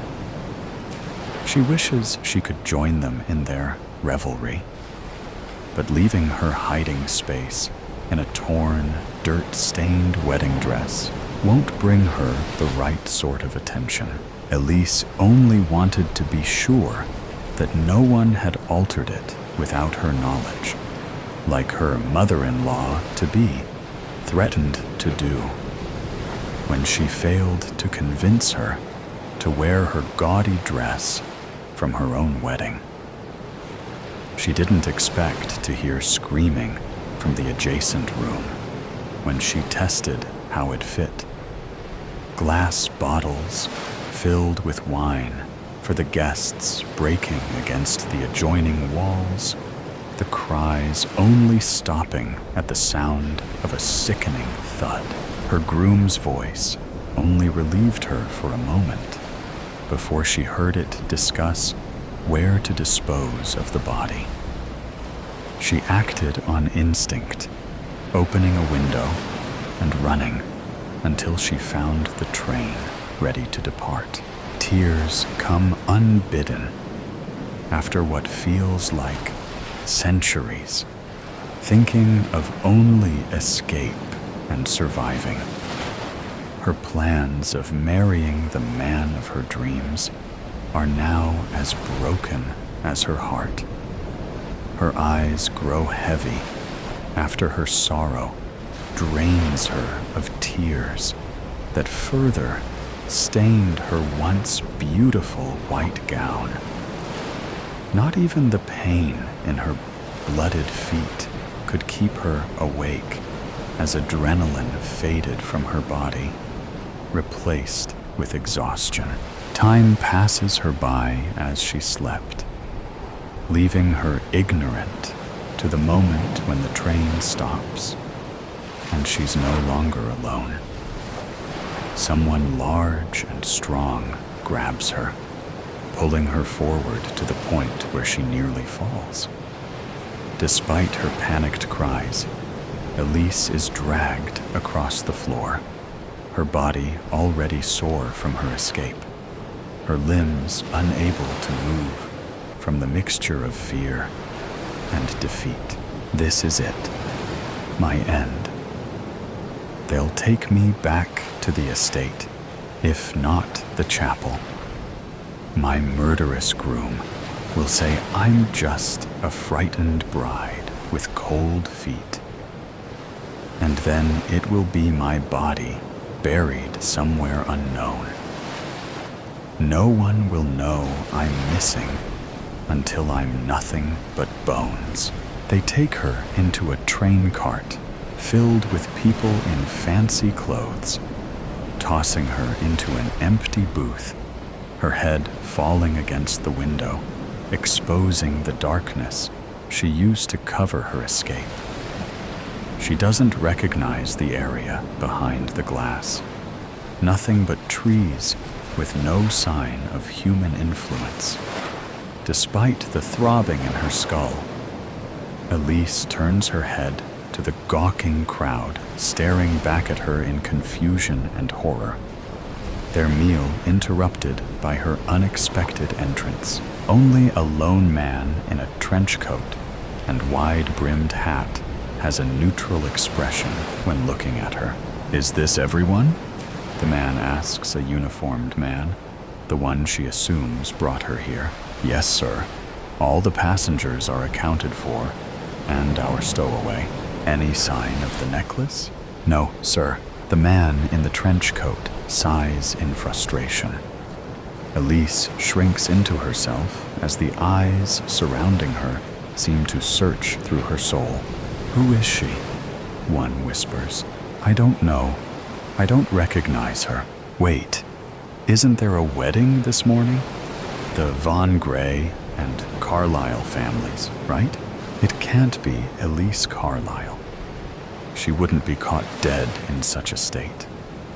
Besides, why would she be running from her own wedding? They've known each other for years. Elise opens her mouth to explain everything. Yet no words would come. Try as she might, the only sound she can make is a strangled cry. The man in the trench coat walks down the small path separating the row of booths, hands behind his back in thought. Everyone else remains where they are, their panicked whispers filling the small space with dread. "Detective, what are your plans?" someone asks. "I already have the train staff searching for the missing jewelry. The conductor is aware of this, and I've informed him to keep the train here until the necklace is found. If the thief wishes to reach Bridgeway, they will have to confess. Otherwise, we'll wait until the local police arrive to interrogate everyone." The chatter rises to frustrated protests. The person who dismissed her identity, a middle-aged woman, with a large hat decorated with silk flowers, rose from her seat. This is preposterous. I have somewhere to be, and being fashionably late isn't an option. If I'm not in the pews at the chapel with the other guests, when the bride walks down the aisle, the shame will ruin my reputation and standing in society. The detective ignores her outburst to write down something in his notepad. The older woman, realizing her declaration failed to sway the detective, reaches for her purse, opening it and searching until she pulls out a hand mirror. Its metal frame shaped into soft vines with glowing stones for flowers. Elise recognizes her seeing mirror as the work of a famous artisan in Bridgeway, the place where the chapel awaited her, and what she once thought would be the start of her new life. The older woman leaves her seat, not making any effort to hide what she's doing from the detective or the other passengers. If he suspects something, he doesn't show it as he eyes the passengers. The older woman finds a small corner with an empty booth, turning her back to the others as she presses the flowers and whispers a few words to connect with another seeing mirror. Elise can only see a flash of light from the mirror before the detective takes position across from her, blocking her view. Care to answer some questions? Elise tries once more to speak. And again, only a sound of pain escapes her lips. The detective's hardened expression shifts slightly as she pretends to write with an invisible pen on the table. Here, you can use mine. Now, first question, how did you get on the train? Elise writes down a few words. Open door. Got on before the train left. And why did you get on the train? Running away. Heard a murder. Groom and groomsmen. Don't know who was killed, but was scared. Your future husband and his groomsmen killed someone? What else can you tell me? Screaming, fighting, glass shattering, silence.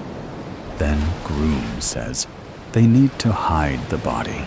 The detective continues to ask her questions, Elise responding with what few words she could conjure from her mind without fear settling in. When the interrogation is over, Elise feels hollow, yet despondent. The detective thanks her for her cooperation, moving on to a passenger in a heavy wool coat. Yet, before he could ask a single question, two things happen at the same time. A uniformed woman enters the train with a necklace of flawless diamonds in hand, and the older woman throws her mirror against the wall. The detective springs into action, reaching the staff member in seconds. The older woman turns her attention to Elise, her expression changing from rage to concern. She approaches Elise while the others are distracted with the reveal of the missing necklace. You're Elise, aren't you? Elise nods, hope rising in her chest. Oh, I should have known. The older woman returns to her snobbish attitude in an instant. Of course, when I connected to my cousin's mirror, she was certain nothing was the matter, or she would have told me. With this theft of your wedding gift, I worried I would be late. So naturally, I had to give the bride a proper blessing to alleviate the results of my tardiness. And when the mirror was given to the bride, you won't believe who I saw. Did the Von Gray family servants think so little of me that I wouldn't recognize one of them from the times I've spent with their mistress? The dress wasn't even embroidered. She pats Elise's head as if she were a child while it swirls in confusion at the news. Poor thing, forced to play in a foolish man's game. No doubt he believed the veil would hide her identity until the priest declared them husband and wife. No matter, everything will be revealed soon enough. I told my cousin to inform your mother that your groom has a convoluted plan to wed another woman of a lowly station. Once we reach Bridgeway, all will be well. Elise is not certain the older woman's assumptions are correct, but the thought of salvation is enough to set her mind at ease. Once the train resumes its journey, the passengers return to a modicum of normalcy, talking about mundane things as they ate their now cold food. Elise's own appetite returned as she dined with the older woman, as she spoke of the scandal that will erupt once the truth is revealed. With time, the wheels break upon the rails as the station of Bridgeway comes into view. The familiar face of her mother, eyes stained with sorrow, light up once Elise races onto the platform into her warm embrace. Rakotzbrücke, the Devil's Bridge. Rakotzbrücke, the Devil's Bridge. Whispers of mystery had long shrouded Rakotzbrücke, the legendary Devil's Bridge in Kromlau, Germany. Stories had swirled about its eerie perfection for generations, how its reflection in the still waters formed a flawless circle. Some believed it was merely an optical illusion. Others claimed it was something more, a portal to the unknown. Hans and Gerda Schmidt had grown up in the shadow of these legends. Their childhoods were filled with hushed tales passed down through the years, some dating back over a century.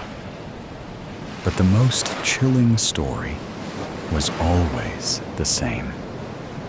At certain times of the year, the bridge's reflection wasn't just a trick of the light. It was a gateway, and those who crossed it at the wrong moment were never seen again.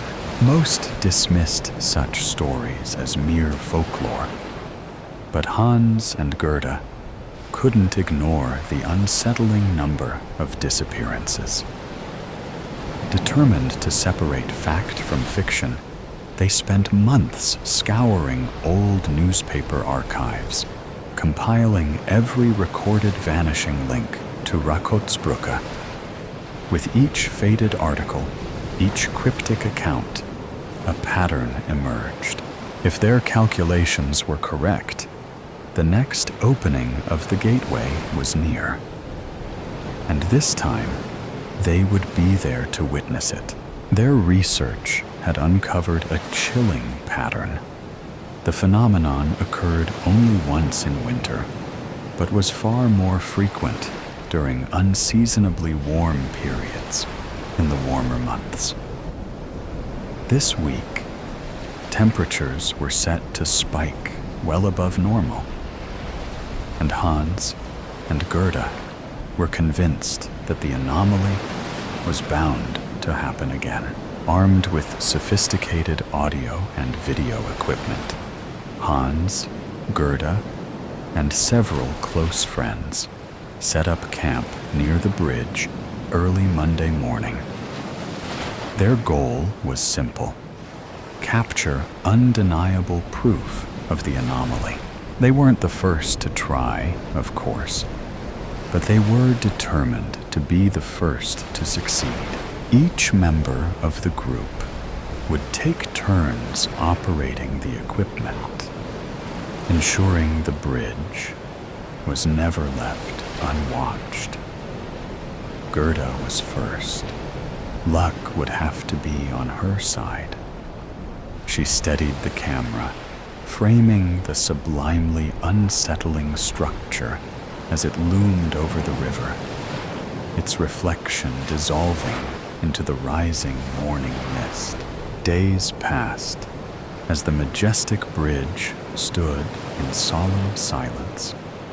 Time was running out. By Thursday, tension had given way to celebration.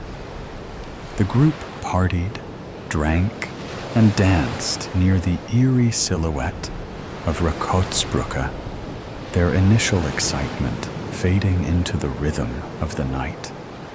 Laughter echoed through the trees, until a sudden burst of blinding white light shattered the darkness. A collective gasp cut through the air.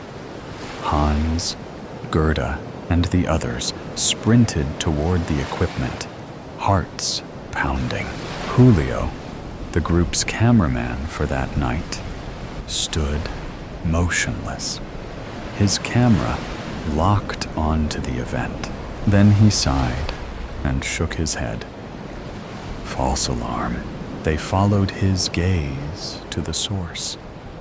A biker gang rolling through the woods, their headlights gleaming off the water, engines rumbling like distant thunder. It was an illusion. The spacing of their bikes on the bridge and the reflection of their lights momentarily brought the bridge alive. From a distance, the bridge looked like a space portal had formed. "Are you recording this?" Gerda asked Julio. "Never stopped. At least we can add it to the footage of our trip when we edit the video." The air deflated from their lungs. Shoulders slumped. Heads hung low. Disappointment settled over the camp like a heavy fog. By Sunday, hope had dried up completely. They packed some of their things, one by one, muttering the same defeated refrain: "We'll try again next year." Ever the optimist, Gerda climbed onto a picnic table, raising her beer in defiance. "I want to thank all of you for coming to witness what never was," she announced, her voice carrying over the quiet camp. "But tonight, we're forgetting about that damn gateway. Tonight, we party like it never existed." A roar of approval followed, and soon the music and laughter returned. None of them noticed the waters beneath Rakotzbrücke begin to shimmer. None of them saw the perfect gaseous cloud take shape inside the circle once more. Even Julio, who found himself once again on camera duty, did not notice the bridge coming alive. It was midnight, and the others were still lost in their revelry at the campsite. None of them was there to witness what was unfolding. He might have caught it sooner, if not for Fräulein Gretchen. She had been eyeing him since they passed his group while hiking on Monday. Now, as the others partied, she had cozied beside him, drawn to the quiet observer behind the camera. Since he did not drink, he had no problem operating the equipment, though tonight his attention was divided. That night, Julio had his blanket on the ground, Fraulein Gretchen and he were making out when he caught a glimmer of light out of the corner of his eye. Standing up immediately, he checked to see if the camera and audio were working. Gretchen was still playfully fondling his ear with her lips. "Stop. This is important. Can't you see what's happening?" he said to her with a stern but playful voice. "Look at it. It's getting brighter and brighter. Come on, let's get closer." The luminous gateway had a compelling allure, almost trance-like, and it kept tugging at their interest. At the river's edge, there was a small rowboat. They went down to the water, determined to get a closer look. Meanwhile, the light got bright enough to grab the attention of the others partying at the campsite.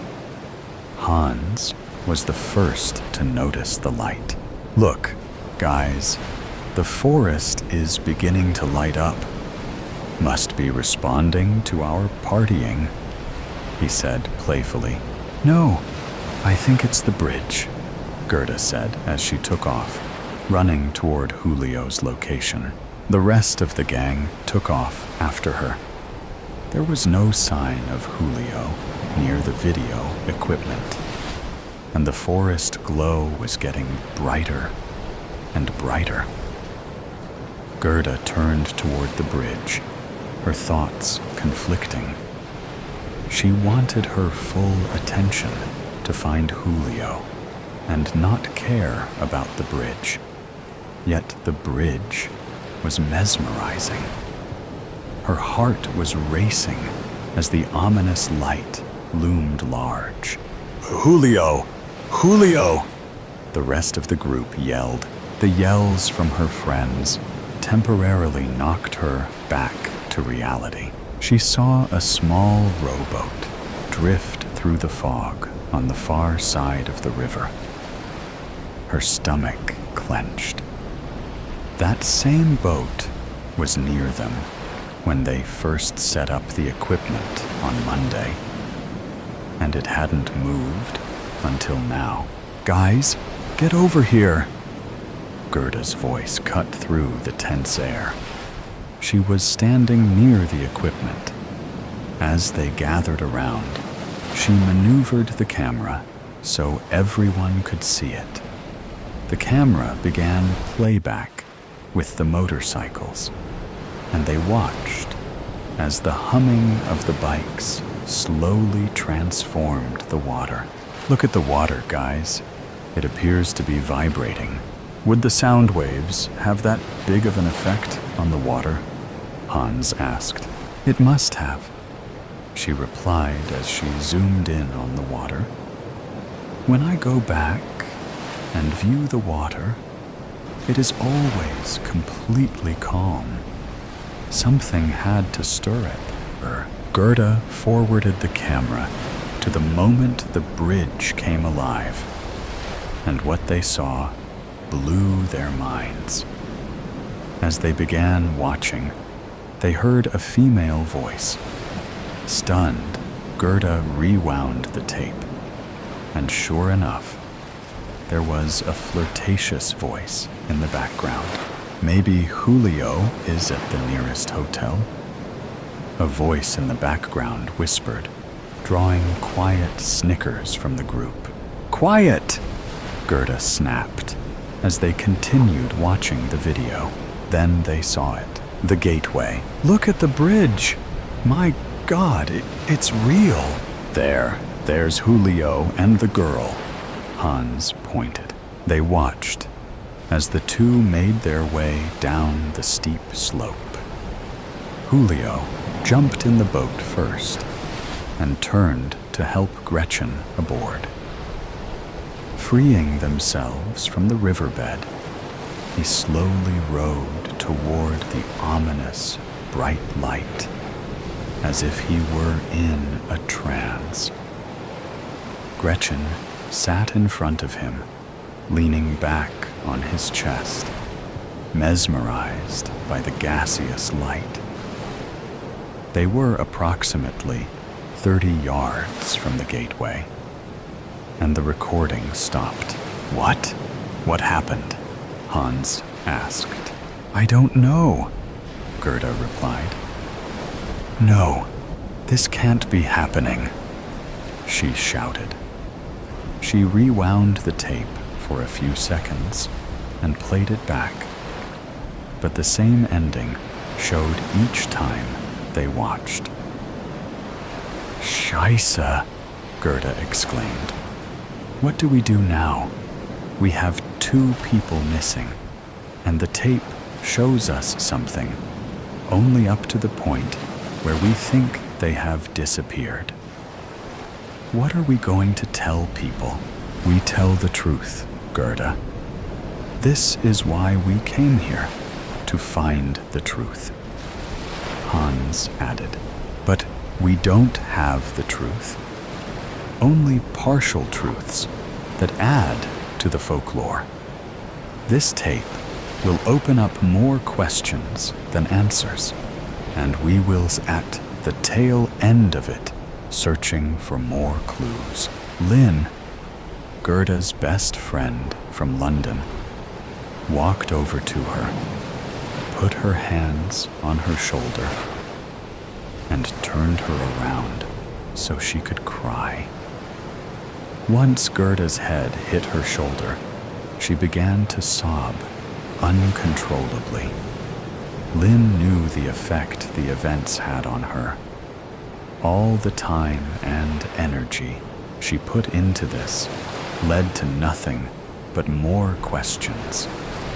She also knew that deep down inside, Gerda wanted to see the gateway in action, even if it was at the cost of her friend's life, which made her feel even worse.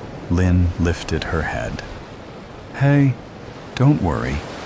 You do have something far more than you ever had. We all know what happened here. Most of it is on tape. I say we immediately make a copy of this tape, take it to the police, and let them investigate their copy. And we have concrete evidence to examine on our own. Next time we are here, we will be much better off than before." Lynn's right, Gerda. We now know a lot more than we ever did. We know the vibrations from the bikes started the gateway. We know that we can't stare at it because of its trance-like powers. And we know the best time to be here and get another shot. Hans added. "Yes, that's right, Gerda," the others chimed in. 1 year to the day, the crew set up again. In honor of Julio, they set up a makeshift burial plot at the exact location where the camera stood last year. Gerda felt this new location was better. It was on the other side of the lake and had a better view. This time, the crew was on high alert. There was no partying this time. Their campground was just up the hill from the camera, and they could see partial spots of the lake and bridge from their tents. As they were finishing up with their tents, Lynn ran over to Gerda. "Look at those 2 over there, Gerda." She pointed. "No, that can't be." They took off running over the bridge, yelling, "Julio! Julio!" A young man turned around as they approached, staring at them, confused. "Yes, how do you know my name?" "Death of the Lilacs." I never should have opened that letter. But from the moment my fingers brushed the aged paper, thin and fragile, it seduced me. It all started on estate sale day. On any other Thursday, I would wake up crazy excited, strip out of my cotton PJs, and swap them for jeans and my gray V-neck, the one with vintage across the chest in fading white vinyl. I would appreciate the scent of the fresh lilacs that had just bloomed outside my window, their enchanting aroma drifting in as a passenger on the early morning breeze. Then I'd head out for a long, adventurous day of treasure hunting. There's something magical about rescuing a forgotten piece of furniture or trinket. It drives me, knowing that each piece will start a new life, absorbing new memories. It is intoxicating. But that Thursday, I woke up with an uneasy feeling that I immediately brushed off, assuming it was residual bad dream funk. Through my vintage lace curtains, I could see evidence of a cloudy day, doing nothing to brighten my spirit or improve my mood. And then there were the lilacs. This morning, their fragrance was thick, overpowering, and instantly turned my stomach. With an irritated mumble, I reached over and slid the window shut with a sharp thud. Pulling the blanket over my head, I heavily considered going back to sleep. However, 15 minutes later, I was dressed and headed out the door. Unheard of for me. It was as if I had somewhere urgent to be, but when I checked my calendar app, there was nothing booked.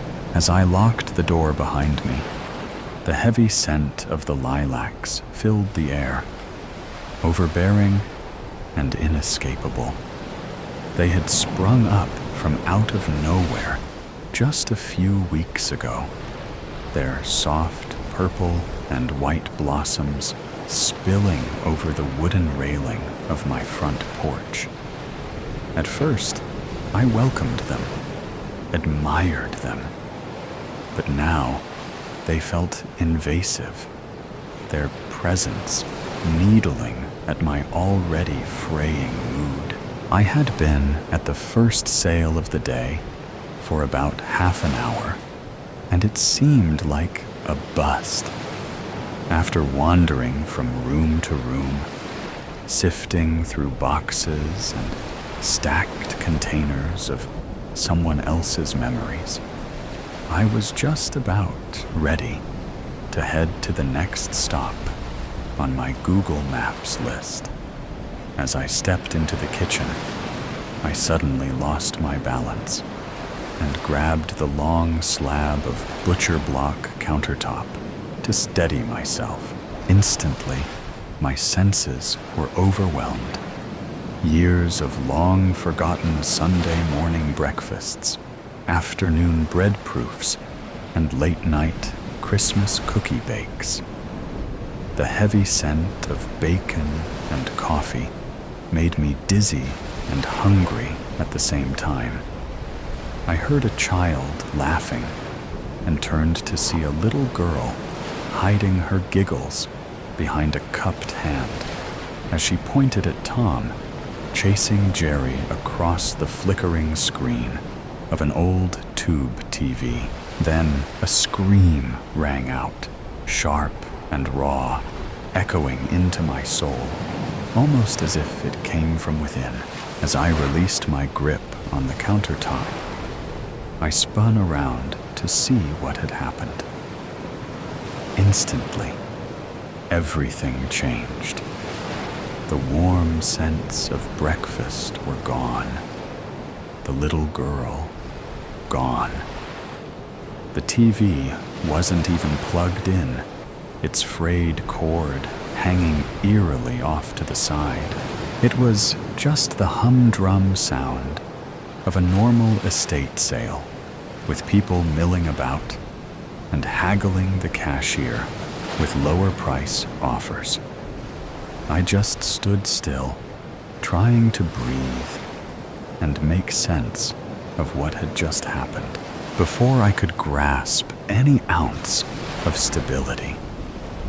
A sudden ding from the oven sent me nearly jumping out of my own skin.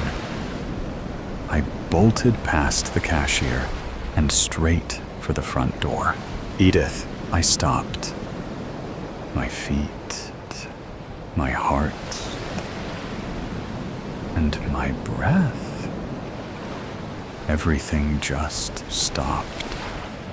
My body turned and drifted past the "Watch Your Step" sign as I felt pulled down the wooden steps into the garage. It sat still, empty of people, empty of life, yet oddly full of the scent of lilacs. Why couldn't I escape it? I hadn't been in this room yet.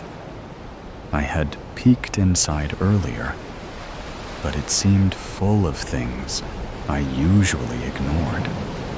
Pesticides, old mulch, motor oil, nothing that belonged in an antique booth. Yet here I was, drowning in the scent of lilacs with not a bloom in sight. Why had I come? I wanted to leave. All at once, sunlight pushed its way through the clear glass windows of the garage door, spilling onto a small, frail woman seated at the desk in front of me.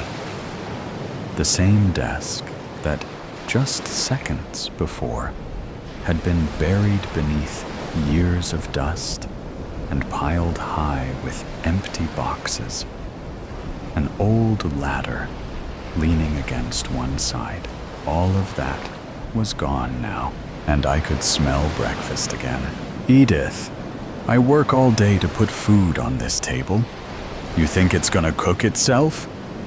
The dark voice boomed behind me. I flinched, but couldn't tear my eyes from her. The woman turned and looked right at me.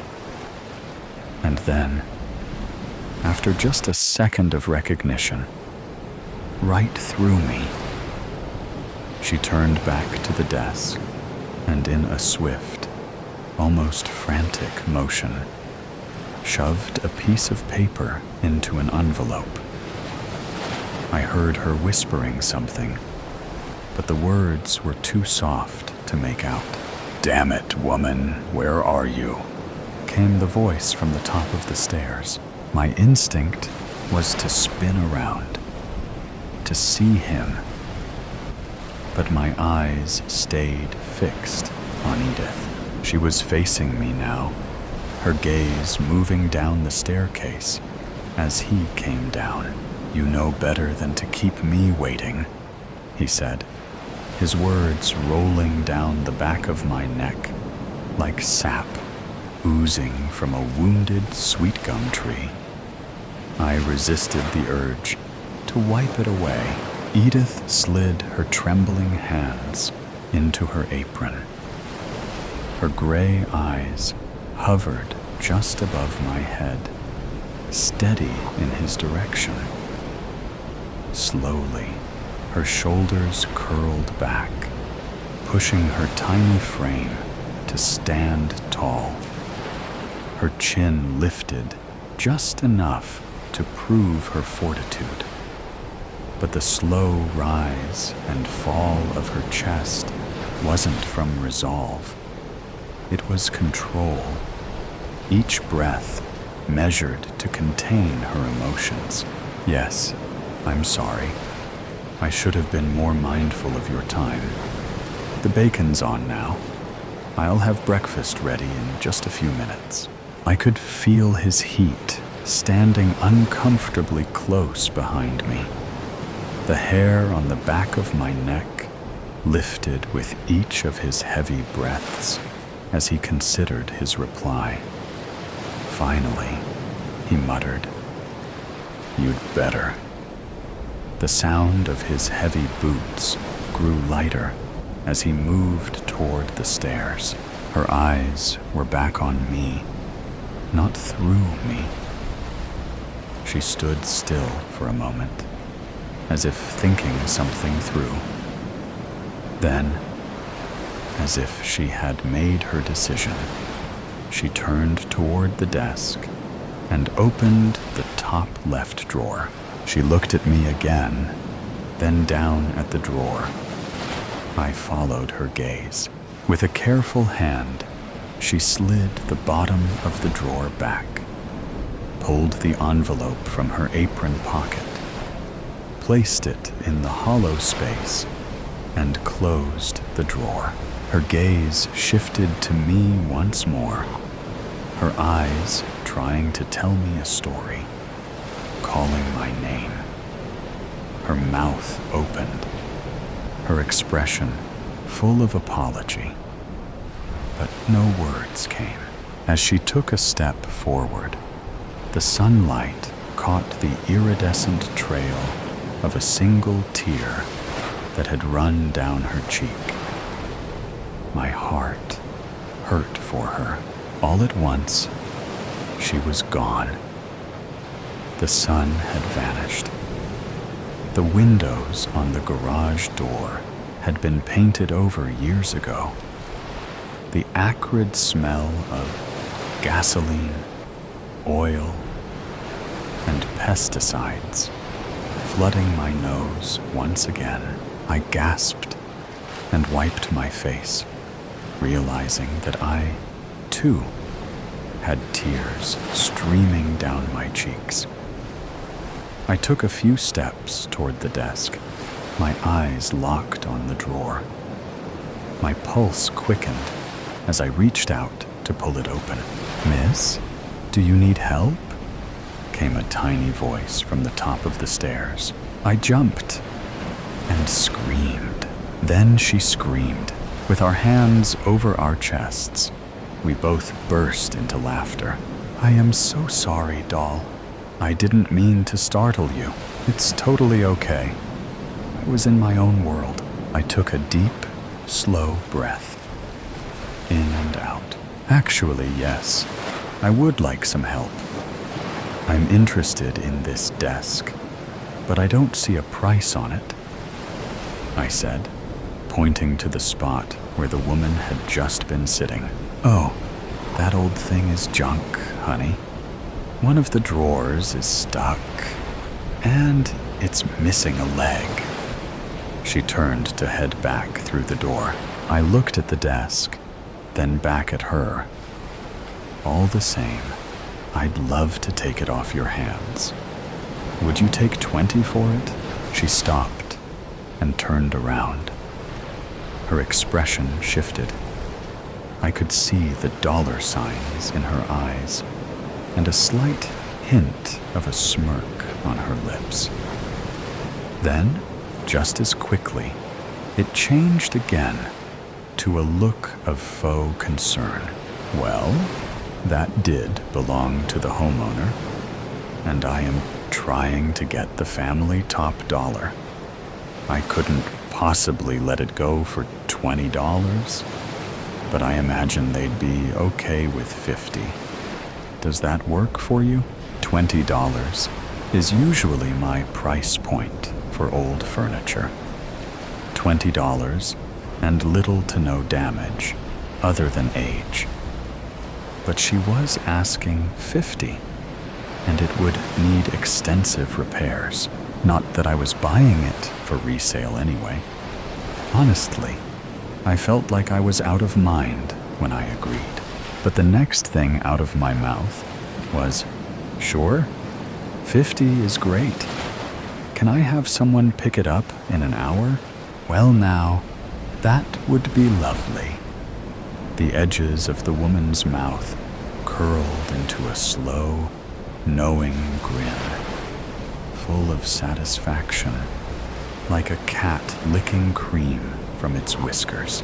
4 hours, 3 stops, and 2 cups of Java later, I was back home, where Jeff, my boyfriend, not boyfriend, was waiting in front of my driveway with the desk.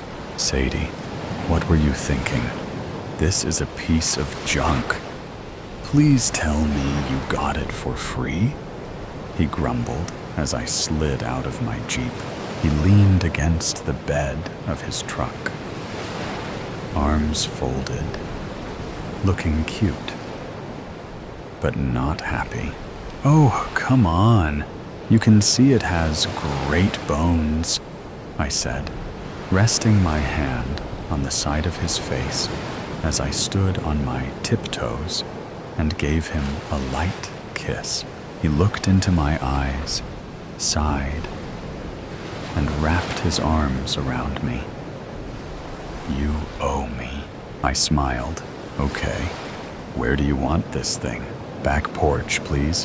Why don't you go make us something to eat while I do your dirty work? You got it, I said with a wink. As I walked up the sidewalk, my stomach sank. The lilacs, so full and lush just hours ago, were dead. Their once vibrant petals had shriveled, decay clinging to them, burnishing the edges with shadow. Even though it felt morbid, I reached out to brush one with my fingertip. It crumbled to dust, carried away on the wind. I had enjoyed them while they lasted, until this morning. Now, an ominous feeling settled in my chest, hauntingly familiar, though I couldn't understand why. The scent had been overwhelming earlier, almost stifling, and while I didn't necessarily want them back, their sudden decay felt oddly personal. 10 minutes later, we sat on the back patio, eating lunch and staring at the desk. I debated whether I should tell him about what I had experienced earlier.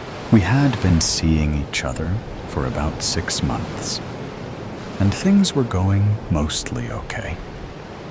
He didn't want to put a label on things, which felt like a little bit of a red flag.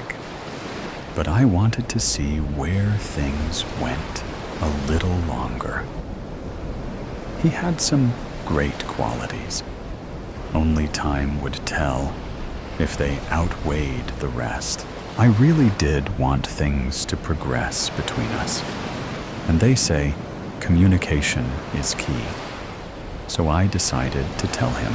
As I told him the story, he ate his chicken salad sandwich and slurped his lemonade, his eyes fixed on me, except for the occasional glance at the desk.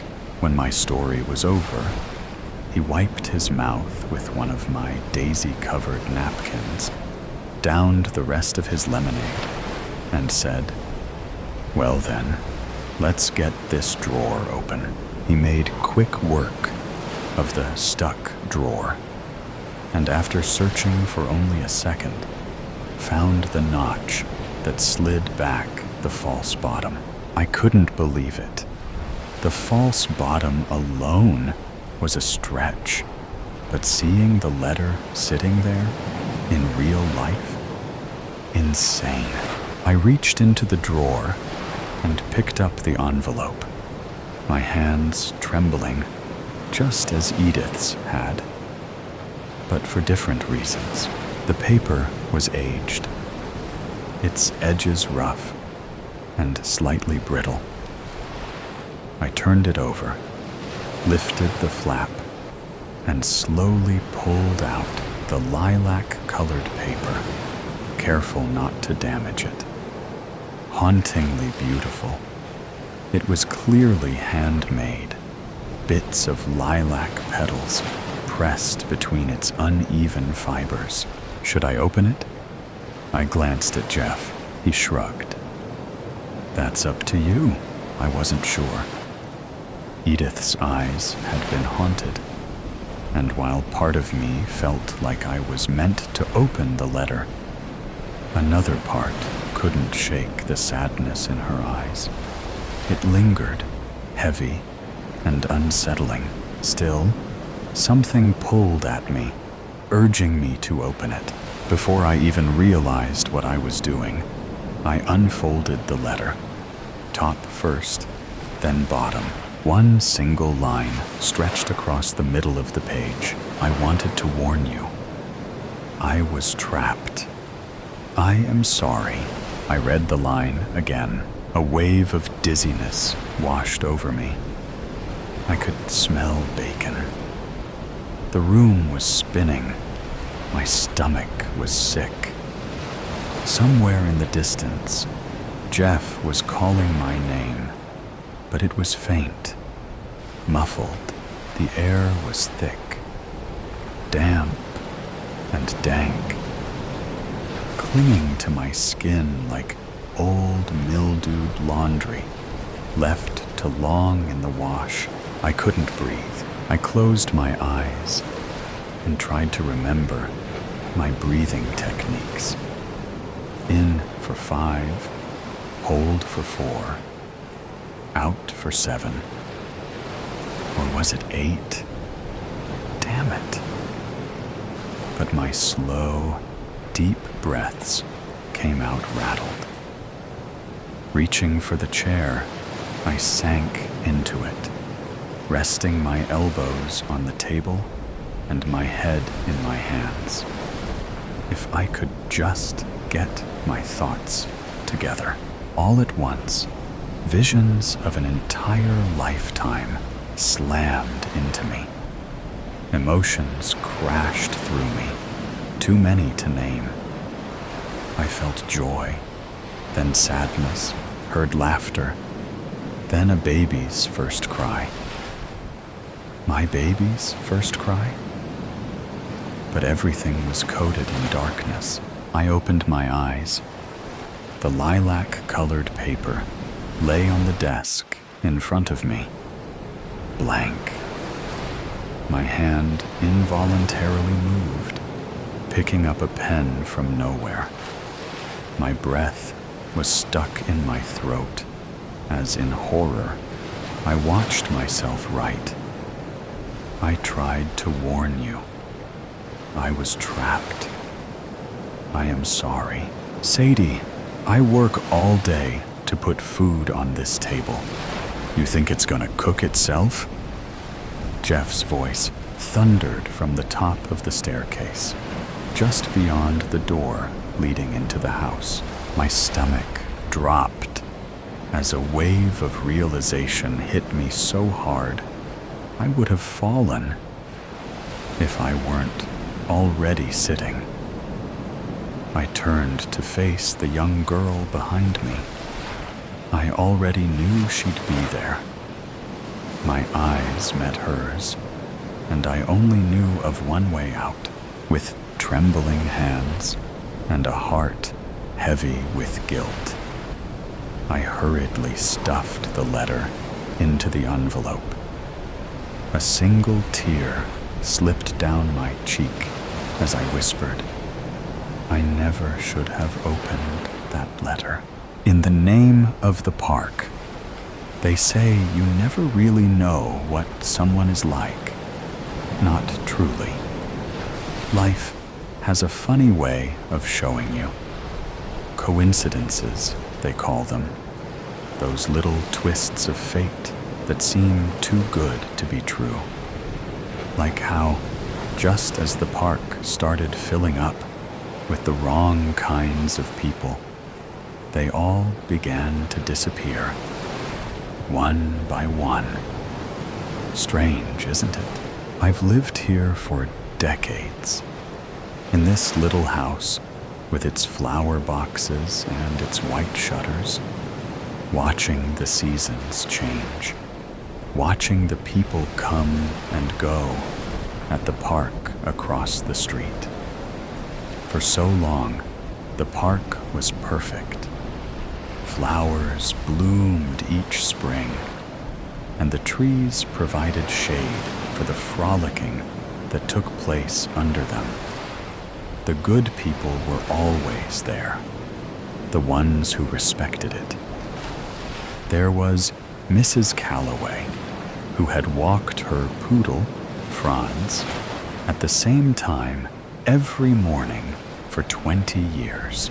There was George, the retired schoolteacher, who read his newspaper on the same bench while sipping his thermos of coffee. The mothers with their strollers, the elderly couples arm in arm, the joggers who nodded politely as they passed. These were my people. But then the bad ones came. First, it was the teenagers, those little delinquents with their cigarettes and their loud music, loitering around the swings, leaving their garbage behind. They carved their nonsense into the benches, foul words that I won't repeat, marking their territory like stray dogs. I scolded them at first, wagging my finger, telling them they should be ashamed. They only laughed. They had no respect for anything. Not for me, not for the park, not for the memories of the good people who had been there before them. But they weren't laughing for long. Then came the couple. The awful couple who would play disc golf and argue the entire time. He was a burly man with a voice like a fehorn, and she was a waifish thing, shrill and unrelenting like a bird. They didn't just argue, they screamed, and I even think they smoked marijuana. I would try to enjoy my walks, but their voices would pierce through the trees, ruining everything. Clem, Ollie, and Marcus, my Yorkies, would cower in fear as they approached us. It was always about money, or about some other woman, or about how she was ungrateful. And he was a brute. She used much more colorful language. The sound of their discs clattering against metal mixed with their venomous words, polluting the air. Their presence felt like a stain on what should have been a sanctuary, a place of peace. I could almost hear the park groaning under their weight. And then there were the worst ones of all, the dealers. I noticed them sneaking into the park, lurking by the back benches where the trees grew thickest. They wore hoodies, their eyes darting around as they exchanged small bags for crumpled bills. I knew exactly what was happening. I'd seen enough crime reports to recognize the signs, and to think they were doing this when there were children and teenagers in the vicinity. The neighborhood wasn't safe anymore. My park wasn't safe. I saw them whispering to people who passed by, shifting anxiously, always watching their backs. I knew their kind. I had seen the stories on the news. Violence always followed them, and the police did nothing, and yet people ignored it. They walked past, either too afraid or too indifferent to say anything. I called our local police station, and they only told me they would send an officer to check it out. I will tell you, This did not happen. As I watched from my window and saw no police officers in the area, I did report this as well. But I knew the truth. If you want something done right, you must do it yourself. I had to do something. You can never judge a book by its cover, they say. People look at me and they see an old woman, slightly hunched, dressed in my sensible sweaters and shoes, walking my 3 little dogs. They see my tidy house with the white shutters and the flower boxes, and they assume I am exactly what I appear to be. They don't see the woman who was married to a cruel man for 20 years, who learned how to endure, how to be patient, how to bide her time until the right moment came, who realized sometimes something must be lost to be gained, as was the case in preserving peace for my 3 sons. They don't see the woman who grew up on a farm, who learned early how to break a chicken's neck in one swift motion. They don't know how strong my hands really are. Desperate times call for desperate measures, don't they? The teenagers were first. It wasn't hard. One of them, a particularly mouthy one with a sneer that made my blood boil, was walking home alone one night. It was almost too easy. A single strike with the tire iron I kept in my shed, and he crumpled like a rag doll. He and his friends did not hang out at the park after that, so far as I could tell. It was strange how quickly the others took the hint. The arguing couple was next. I followed them, listening to their voices rise in fury. They were on the edge of the park, past the old fence, where no one went anymore. She was crying, and he was yelling, his voice shaking the leaves. I didn't even hesitate. A push was all it took, just one push, and his big, lumbering body toppled over the edge of the ravine. The silence was so sudden, it was almost beautiful. It was as if the park could finally exhale. She turned to me, eyes wide, lips trembling. I thought she would scream, but she didn't. She ran. And I let her, because I knew she wouldn't tell. Women like her know better than to cross women like me.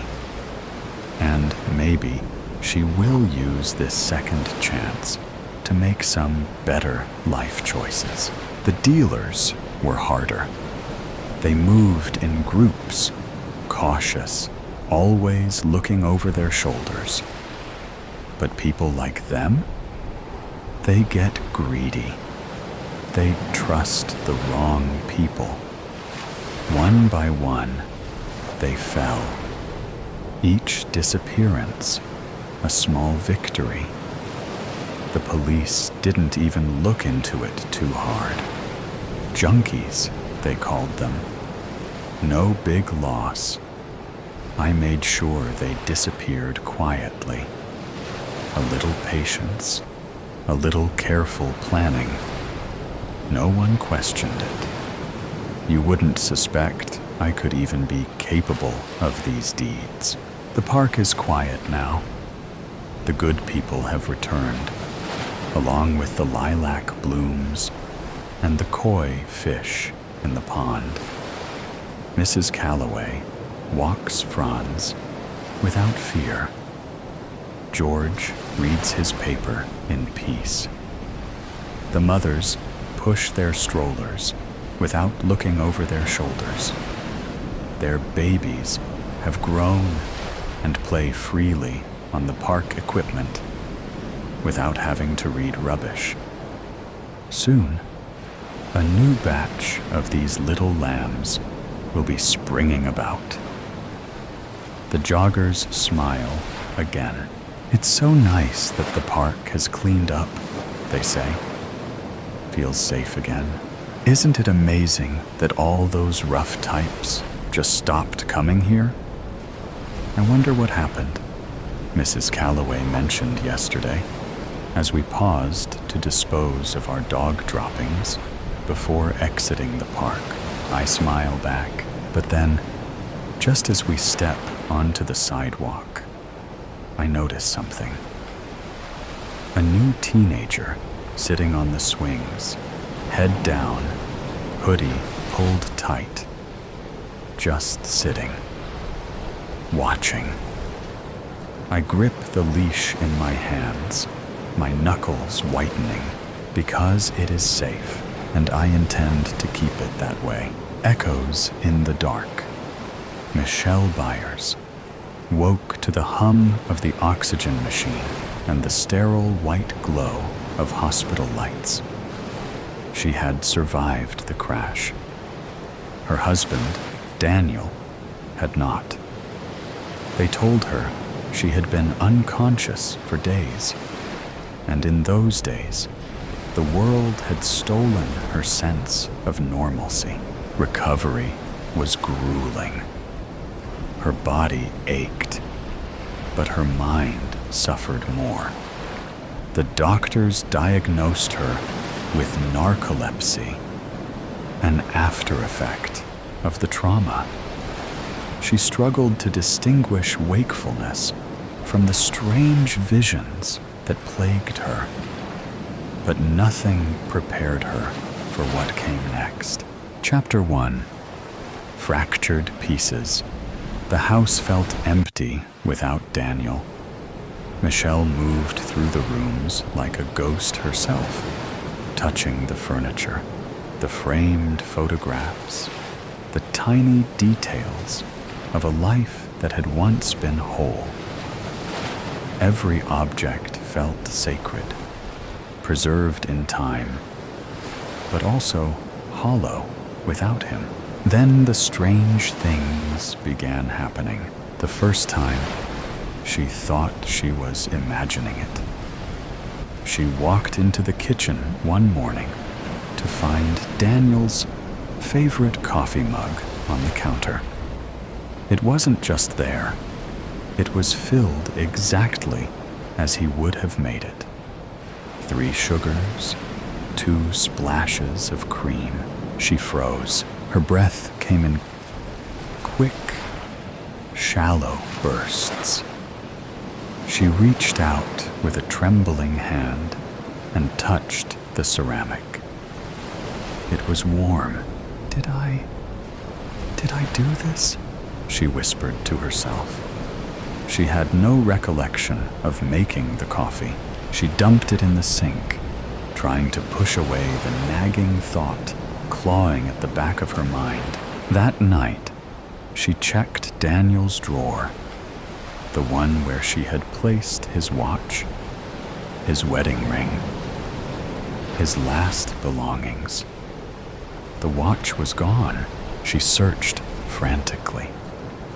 Through the drawers, through the entire bedroom, the nightstand, the closet. Nothing. Lack of sleep, she muttered. That's all this is? But then the voicemails started. Chapter 2. Echoes of the Past. One evening, as she walked into the living room, the red light on the answering machine blinked. It was an old relic, something Daniel had insisted on keeping despite her protests about just using their cell phones. She pressed play. Hey, love. Just letting you know I'll be home late. Don't wait up. Her breath hitched. His voice, crisp and casual, like it always had been. Like he wasn't dead. Her legs buckled, and she collapsed onto the couch, pressing her hands to her mouth.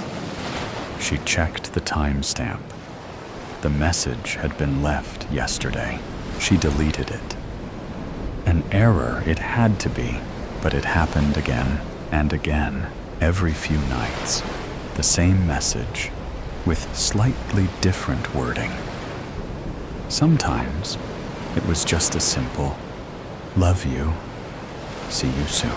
She played one for her friend Angela. Angela's face paled. "This is some sick joke.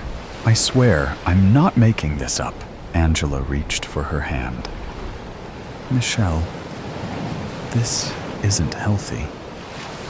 Maybe it's your condition. Your doctor said hallucinations are possible with narcolepsy." Michelle recoiled.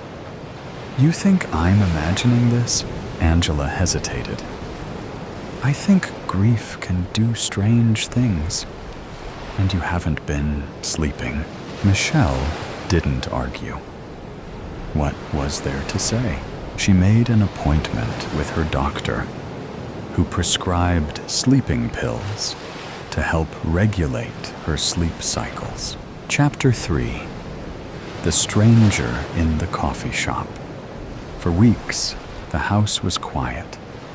No misplaced objects, no strange messages. It was almost as if, by sleeping more, she had sealed whatever crack had let the past bleed into the present. Then she saw him. She was at a small cafe downtown, sipping on chamomile tea, staring blankly at her phone.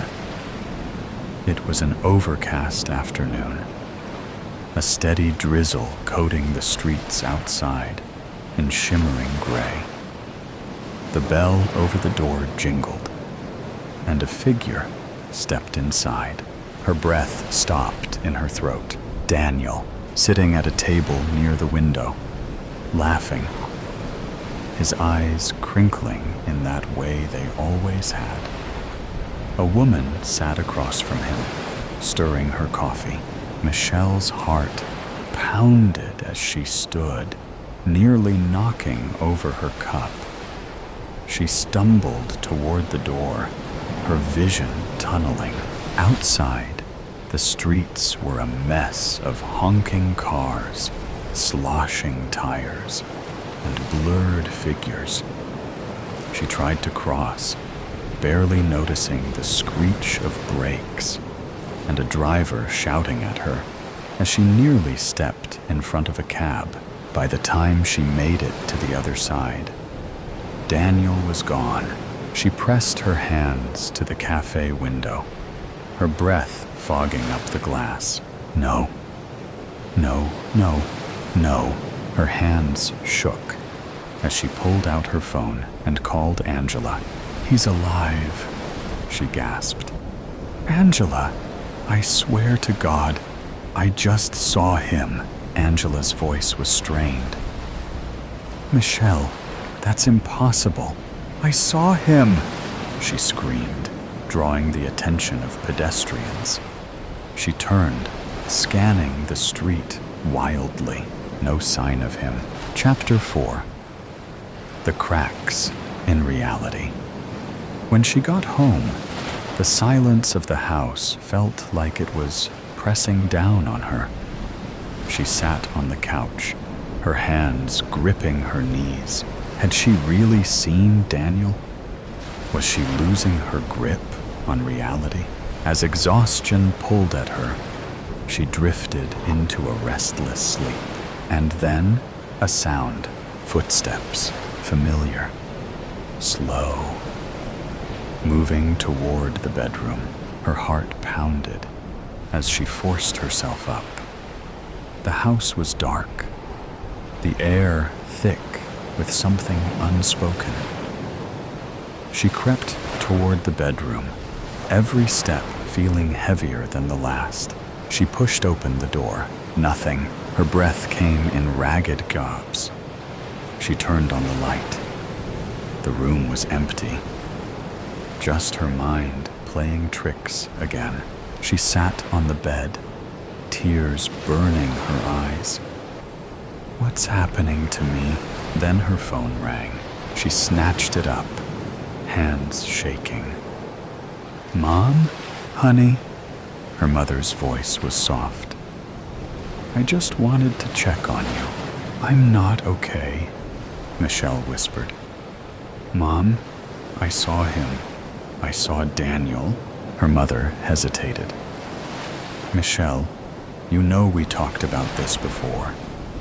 You and Daniel discussed his wishes in case something happened. You don't remember? A cold wave washed over her.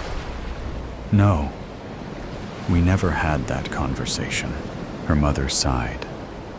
And what about your trip to the lake house last summer? The one he planned? The words stuck in her throat. That never happened. Did it? Then she noticed something else. Her hands, they were different. The faint scar from childhood, gone. The calluses from her years of playing piano, missing. Her reflection in the bedroom mirror flickered for a second. An almost imperceptible glitch, as though the pixels themselves struggled to keep her image in place. Then the bedroom door creaked open. Footsteps, familiar, a shadow in the doorway. Michelle, the voice whispered. Her pulse stilled. Her breath caught in her throat. She turned and saw herself standing there, watching. The world cracked apart. Darkness swallowed her whole. When Michelle awoke, the room looked the same, but wrong. The pictures on the wall were slightly different. Her wedding photo with Daniel now showed them standing in front of a place they had never been. The color of the curtains had changed. Her phone no longer recognized her face. She stumbled to the bathroom, flicked on the light, and gasped. The reflection stared back with blank eyes.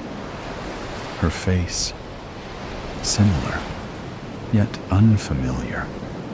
Sharper jaw, eyes a shade too light, skin too smooth. The scar on her collarbone from the skiing accident years ago was gone. A mechanical voice echoed faintly from her phone behind her. System error, biometric mismatch. Please verify user identity. She backed away from the mirror, from the glass that shimmered like liquid for half a second, as if the world was re-rendering itself in real time. She opened drawers, desperate for something familiar, something hers. But the clothes weren't hers. The books on her shelf bore her name as the author, only she'd never written them. The covers depicted surreal scenes, cities made of bone, people with stitched smiles, hollow-eyed children staring up at crimson moons. She ran outside. The street was there, but so quiet. The sky above was bruised purple, the clouds tinged with red. No birds, no wind. Every person she passed moved too slowly, their limbs jerky, robotic. They didn't blink, didn't speak, didn't see her. Michelle walked in a daze, her breath fogging in the warm air. The newsstand still had papers, but the headlines made her stomach twist. Temporal leak worsens. Memory replacements imminent. Global consciousness sync delayed. Users report phantom lives. Version control glitch detected. Subject 487. M. Byers. Flagged for recalibration. Subject: she turned to flee, but froze when she saw the cafe. The same cafe where she'd seen Daniel weeks ago. And there he was again, laughing, alive. Wrong. Sitting across from someone with her face. The other, Michelle, turned, and their eyes met. The world paused. A buzzing started low in her ears, rising to a high-pitched shriek. The people froze mid-step. The air shimmered. The other Michelle stood slowly and began to walk toward her. Michelle backed up, stumbling into a metal pole. A nearby screen flickered to life, displaying the symbol of an eye with fractals radiating outward. Then, a voice spoke from nowhere and everywhere. Welcome, Subject 487. Consciousness sync complete. Version displacement detected. Initiating purge. Michelle screamed, but there was no sound, only light. And then oblivion. Epilogue. Static. In a bright white room with no doors, Michelle sits at a desk. Her hands type furiously on a keyboard that glows with symbols she doesn't recognize. On the wall, a screen shows surveillance feeds. Dozens of herselves navigating fractured realities. Some crying, some lost, some laughing beside Daniel. A door finally opens behind her. A figure enters. It's her again. This time, dressed in clinical white, clipboard in hand. Her eyes are cold, unblinking. Reset failed. Clipboard, Michelle says. They always fight it. Desk, Michelle whispers. They remember too much. Clipboard. Michelle tilts her head. Try a deeper extraction next time. Desk. Michelle nods, tears streaking down her face. Which one is the real me? The clipboard falls to the floor. No answer. The light flickers. The room glitches. And somewhere, in another version of reality, a woman named Michelle Byers wakes up again to the hum of an oxygen machine and the sterile white glow of hospital lights. Was it all a dream, or was this the dream? She doesn't know anymore, and maybe she never did.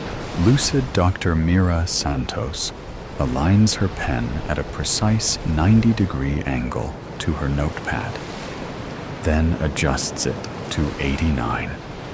Perfect precision matters.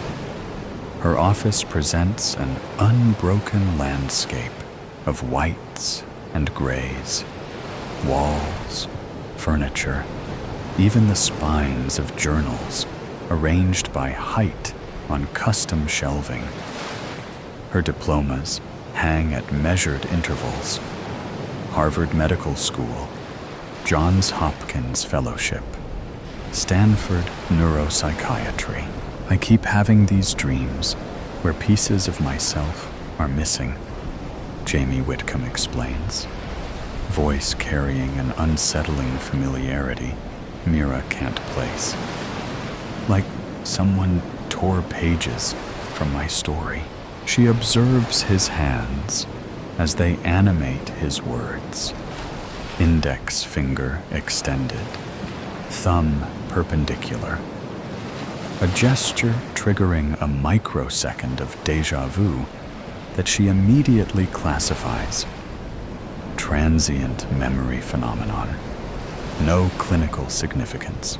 Perhaps we could explore these gaps through guided imagery, she suggests, noting the clock. 2:37.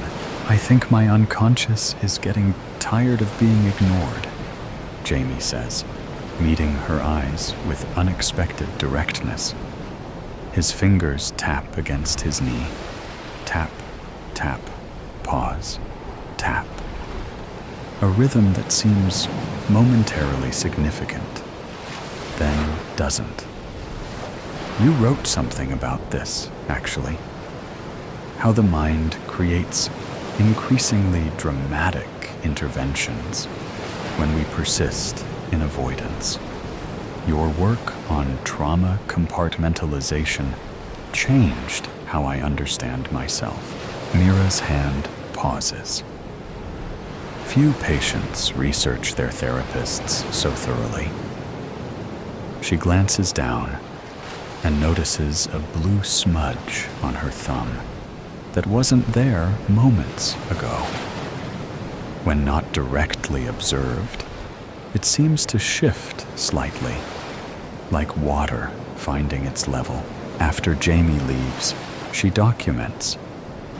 Patient demonstrates unusual knowledge of practitioner's methodology. The words form in reassuring black ink. She categorizes the blue smudge. Stress-induced perceptual anomaly. Clinical terminology creates immediate distance. Safety through classification. Her calendar displays afternoon appointments with a precise rectangle marked personal reflection at 2:30 each day. Time methodically scheduled for not thinking about what happened. 300 days of structured avoidance. She notices blue ink spreading in tomorrow's reflection block. Jamie Whitcomb, second consultation. She has no memory of scheduling this. Dr. Chen appears in her doorway. Mira, you've scheduled during your personal time tomorrow. The patient required accommodation. She lies with clinical detachment.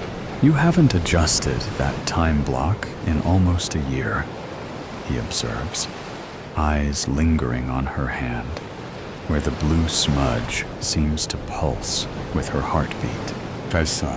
Her apartment mirrors her professional space, meticulously organized in whites and grays. She moves efficiently through rooms systematically purged of memory. Each belonging serves logical purpose. Control through environmental precision. Her path includes a mathematically precise 60-degree turn at the hallway's end. Gaze sliding past the single disruption in her colorless sanctuary. A cerulean blue door she hasn't opened in 300 days. For a heartbeat, vanilla shampoo scent registers. Small fingers sticky with breakfast syrup. A child's laughter, like wind chimes. Pulse accelerates. Tachycardia, 97 beats per minute. Respiratory rate increased 18%. Diagnosis: acute stress response. Treatment: continued avoidance. She walks past, careful not to touch the blue. Mira prepares for Jamie's second session, straightening her already straight pens. The blue stain has spread overnight, now covering her palm entirely. She tugs her sleeve lower. Patient demonstrates unusual knowledge of practitioner's methodology, she writes. possible prior in vue. She stops. The words appear in blue ink despite her black pen. She selects another. Same result. Equipment. Malfunction. Statistically improbable. Perceptual anomaly. Equally unlikely. Classification. Inconclusive. When Jamie enters, the room temperature drops 3 degrees. Calibration error, surely. The clock's second hand stutters. Tick. Pause. Tick, tick. Stretching moments unnaturally. Mira's breath forms small clouds that hover before dissipating. I researched you, she says, professional tone brittle. Your contact information leads nowhere. Perhaps I don't exist within your acceptable parameters, Jamie replies, something shifting behind his eyes. His features seem unstable today. A 30-something stranger one moment, then briefly showing contours of a younger face. Isn't that your specialty, Dr. Santos? Creating parameters that exclude what hurts too much? The air carries a faint antiseptic smell. Hospital corridors, grief-saturated waiting rooms. Olfactory hallucination. Unlikely, but not impossible. You've built your career helping others face what you avoid, Jamie says, fingers forming that distinctive gesture. Index extended, thumb perpendicular. In your article, you wrote about integration, but your office calendar tells a different story. Her diploma wavers when not directly observed. Doctor of Medicine briefly becoming Mother Who Wasn't, before snapping back when she focuses on it. Do you believe in astronomy, Dr. Santos? Jamie asks, voice suddenly higher-pitched. That stars remember us even when clouds block our view? Even when we're gone? Mira's pen freezes. Mid-note. A child had asked her a nearly identical question once. Coincidence? Statistically impossible. We should focus on your experiences, she attempts, but her voice falters. Like you focus during your personal reflection blocks? His eyes shift color momentarily, from brown to startling blue. The time you carefully schedule for not remembering, the antiseptic smell intensifies. Her bookcase blurs at the edges, white shelves rippling like water, book spines dissolving into hospital corridor signs, small hand in hers, warm against her palm. Blue wool sweater with wooden buttons she'd helped fasten. Vanilla shampoo. Mira blinks rapidly. Classification, intrusive memory fragment. Treatment, compartmentalization. The clinical term disintegrates in her mind. You're diagnosing yourself in the third person, Jamie observes, his voice oscillating between adult articulation and childlike directness.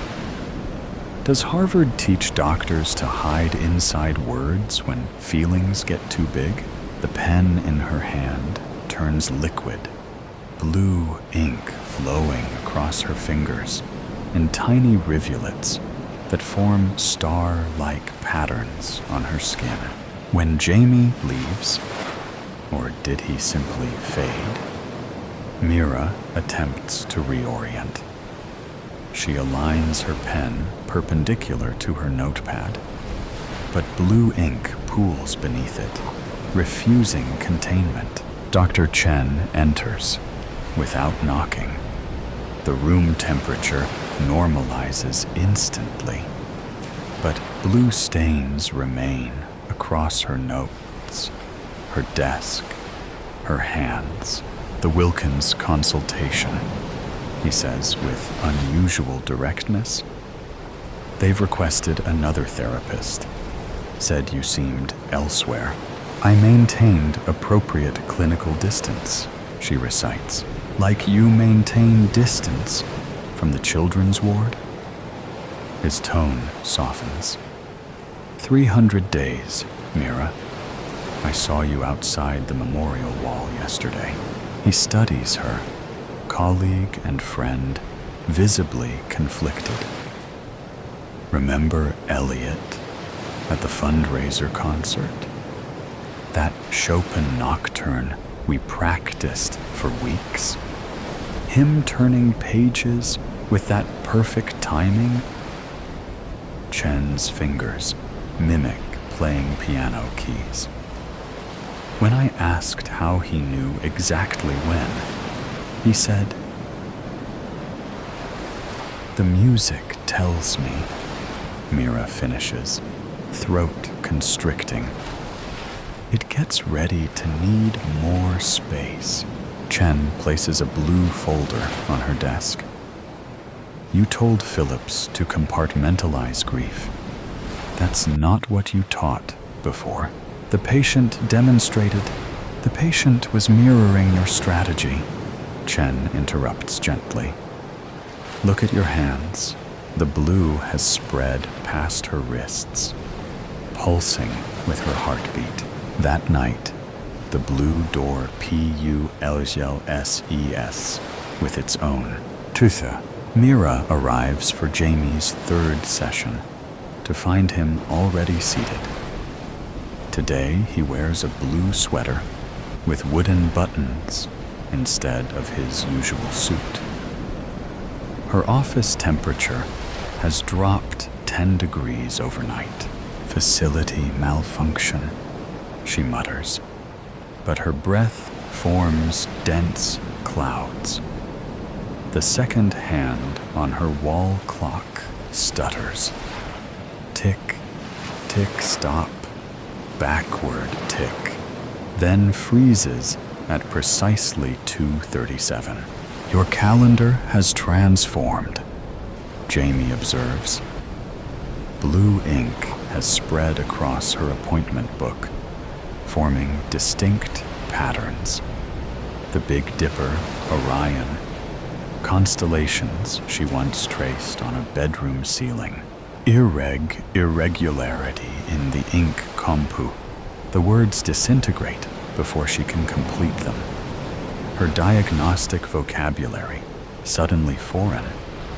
Letters rearranging themselves, still trying to diagnose away what you feel? Jamie asks. His features shift. Adult one moment, then child's eyes, gazing from adult face, then small fingers emerging from suit sleeves. How's that working after 300 days? The antiseptic smell intensifies.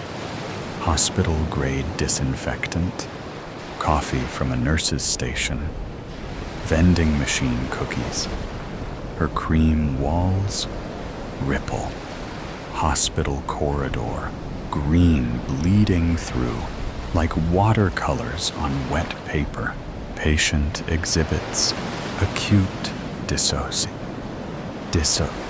She can't complete the word. The pen trembles between her fingers as blue ink pools on the page, forming tiny rivulets that flow toward her like seeking things. You taught me about grounding techniques, Jamie says, his voice shifting higher. The hand gesture again. index extended, thumb perpendicular. When things feel overwhelming, find 5 things you can see, 4 you can touch. I never taught. Mira stops. She never met Jamie before 300 days ago. Statistical impossibility. Logical incongruence. Professional boundaries compromised. When things get scary, he continues, features now unmistakably childlike beneath adult bone structure. Find something solid to hold on to, like your hand when we crossed parking lots. Her bookcase dissolves completely, revealing hospital waiting area chairs. The leather beneath her fingertips becomes vinyl, cold, sterile. A water cooler gurgles in the corner where her ficus plant had been moments before. The clock face melts, numbers flowing into blue puddles. Her diplomas rearrange into memorial service programs.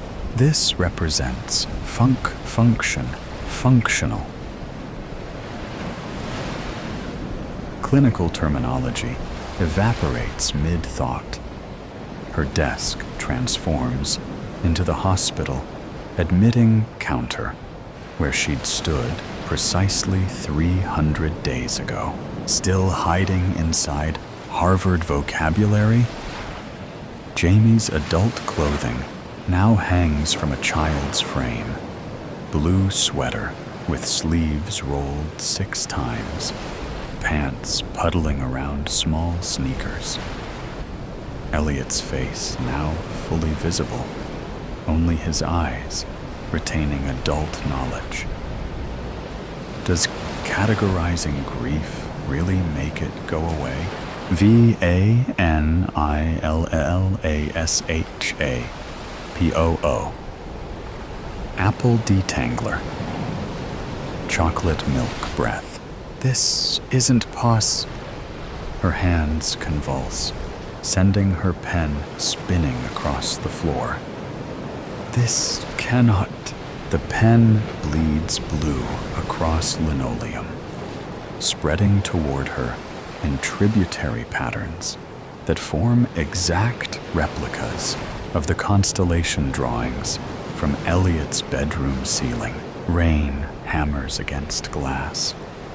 Rhythmic squeak thump of wipers fighting deluge. Her phone vibrates against her ear. Dr. Chen's voice, tense with urgency. I understand this patient is in crisis, she hears herself say, but I'm driving with my son.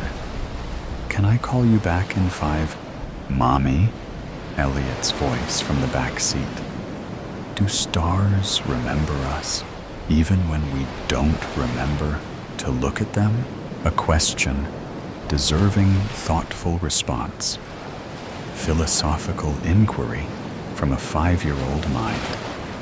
Her eyes flick to the rearview mirror, his serious expression awaiting wisdom, instead of to the road ahead. Her choice, her responsibility. Headlights through rain. Blinding. Impact. Metal screaming against metal. Her body thrown forward. Airbag deploying half-second too late. The silence after. You treat this like a case study in your textbook, Jamie Elliott says, now entirely child-sized, but speaking with impossible adult knowledge. Is that easier than admitting you chose the phone call over watching the road? The words DIETONATE inside her chest. Breath fracturing. Pulse arrhythmic. 300 days of defenses disintegrating. Post-traumatic stress with language fails completely. Her vocabulary, once armor against emotion, now meaningless sounds against memory's tide. Hospital corridor stretches infinitely before her. Antiseptic burning her nostrils. Time frozen at 2:37 a.m. The moment unchanged despite 300 days of scientific distance. 300 days of personal reflection spent deliberately not reflecting. She reaches for Jamie/Elliot, but her hands pass through his form, encountering only absence. Not hallucination, but memory materialized.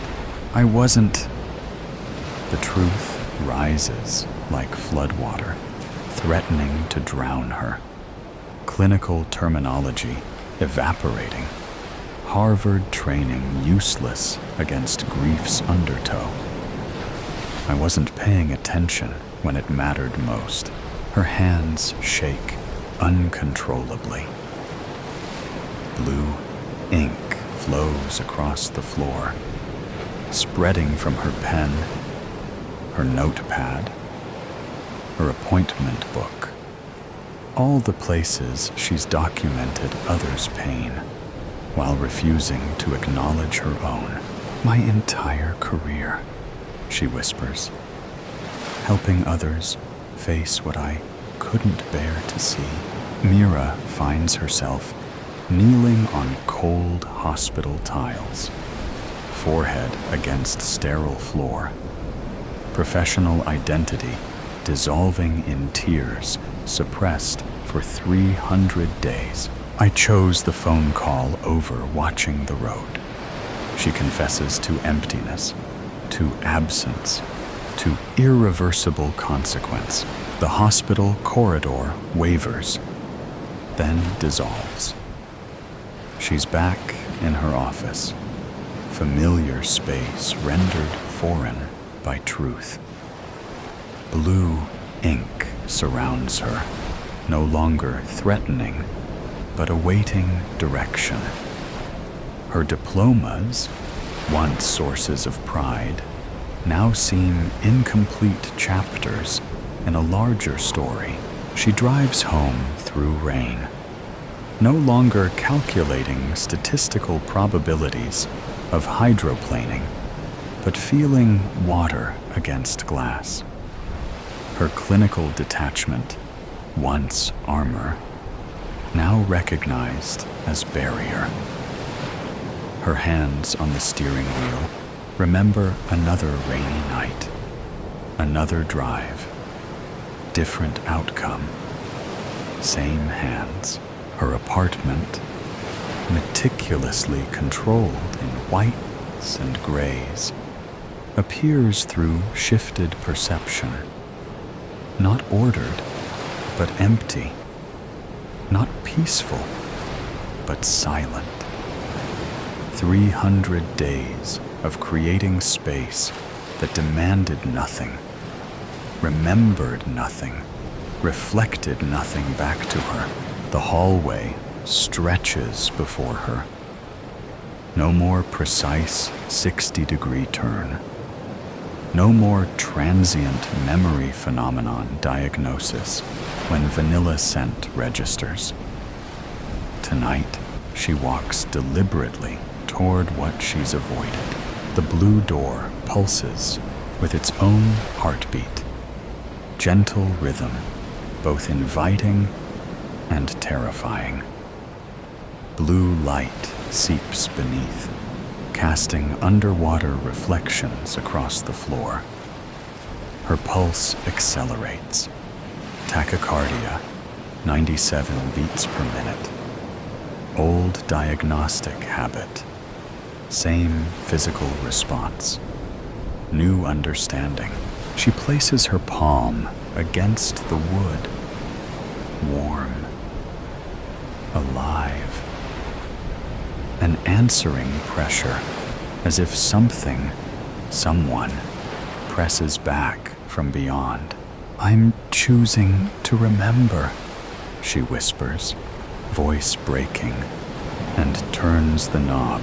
Beyond isn't the sharp pain she feared, but a space where blues shift from midnight depth to dawn's gentle awakening.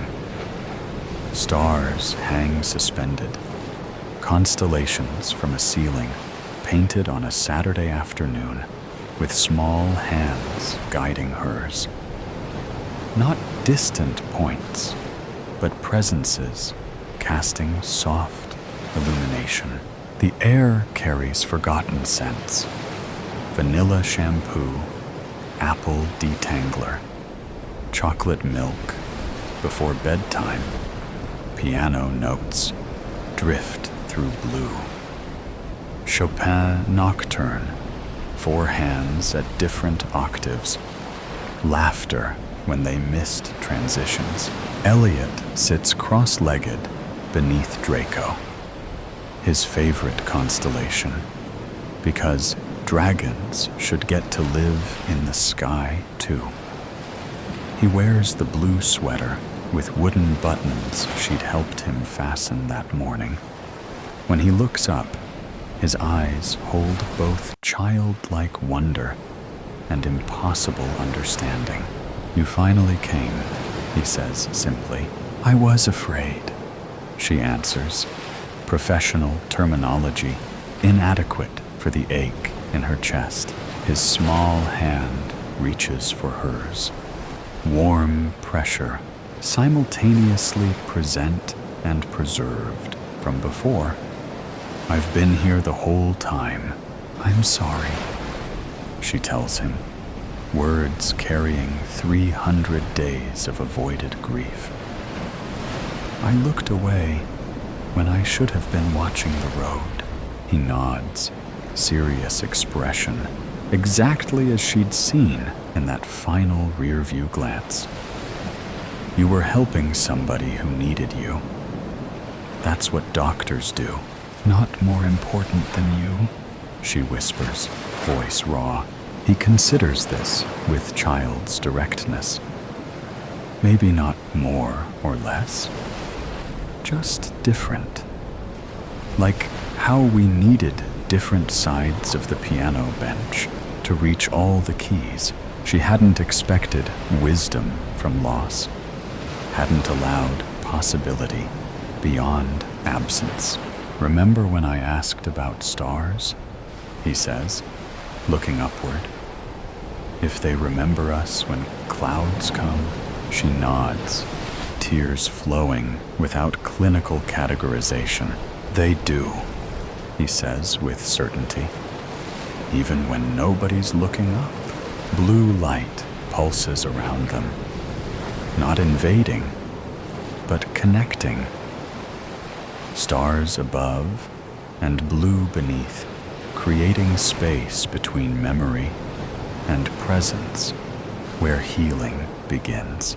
Your patients need you to remember too," he says, child's voice with unchildlike insight.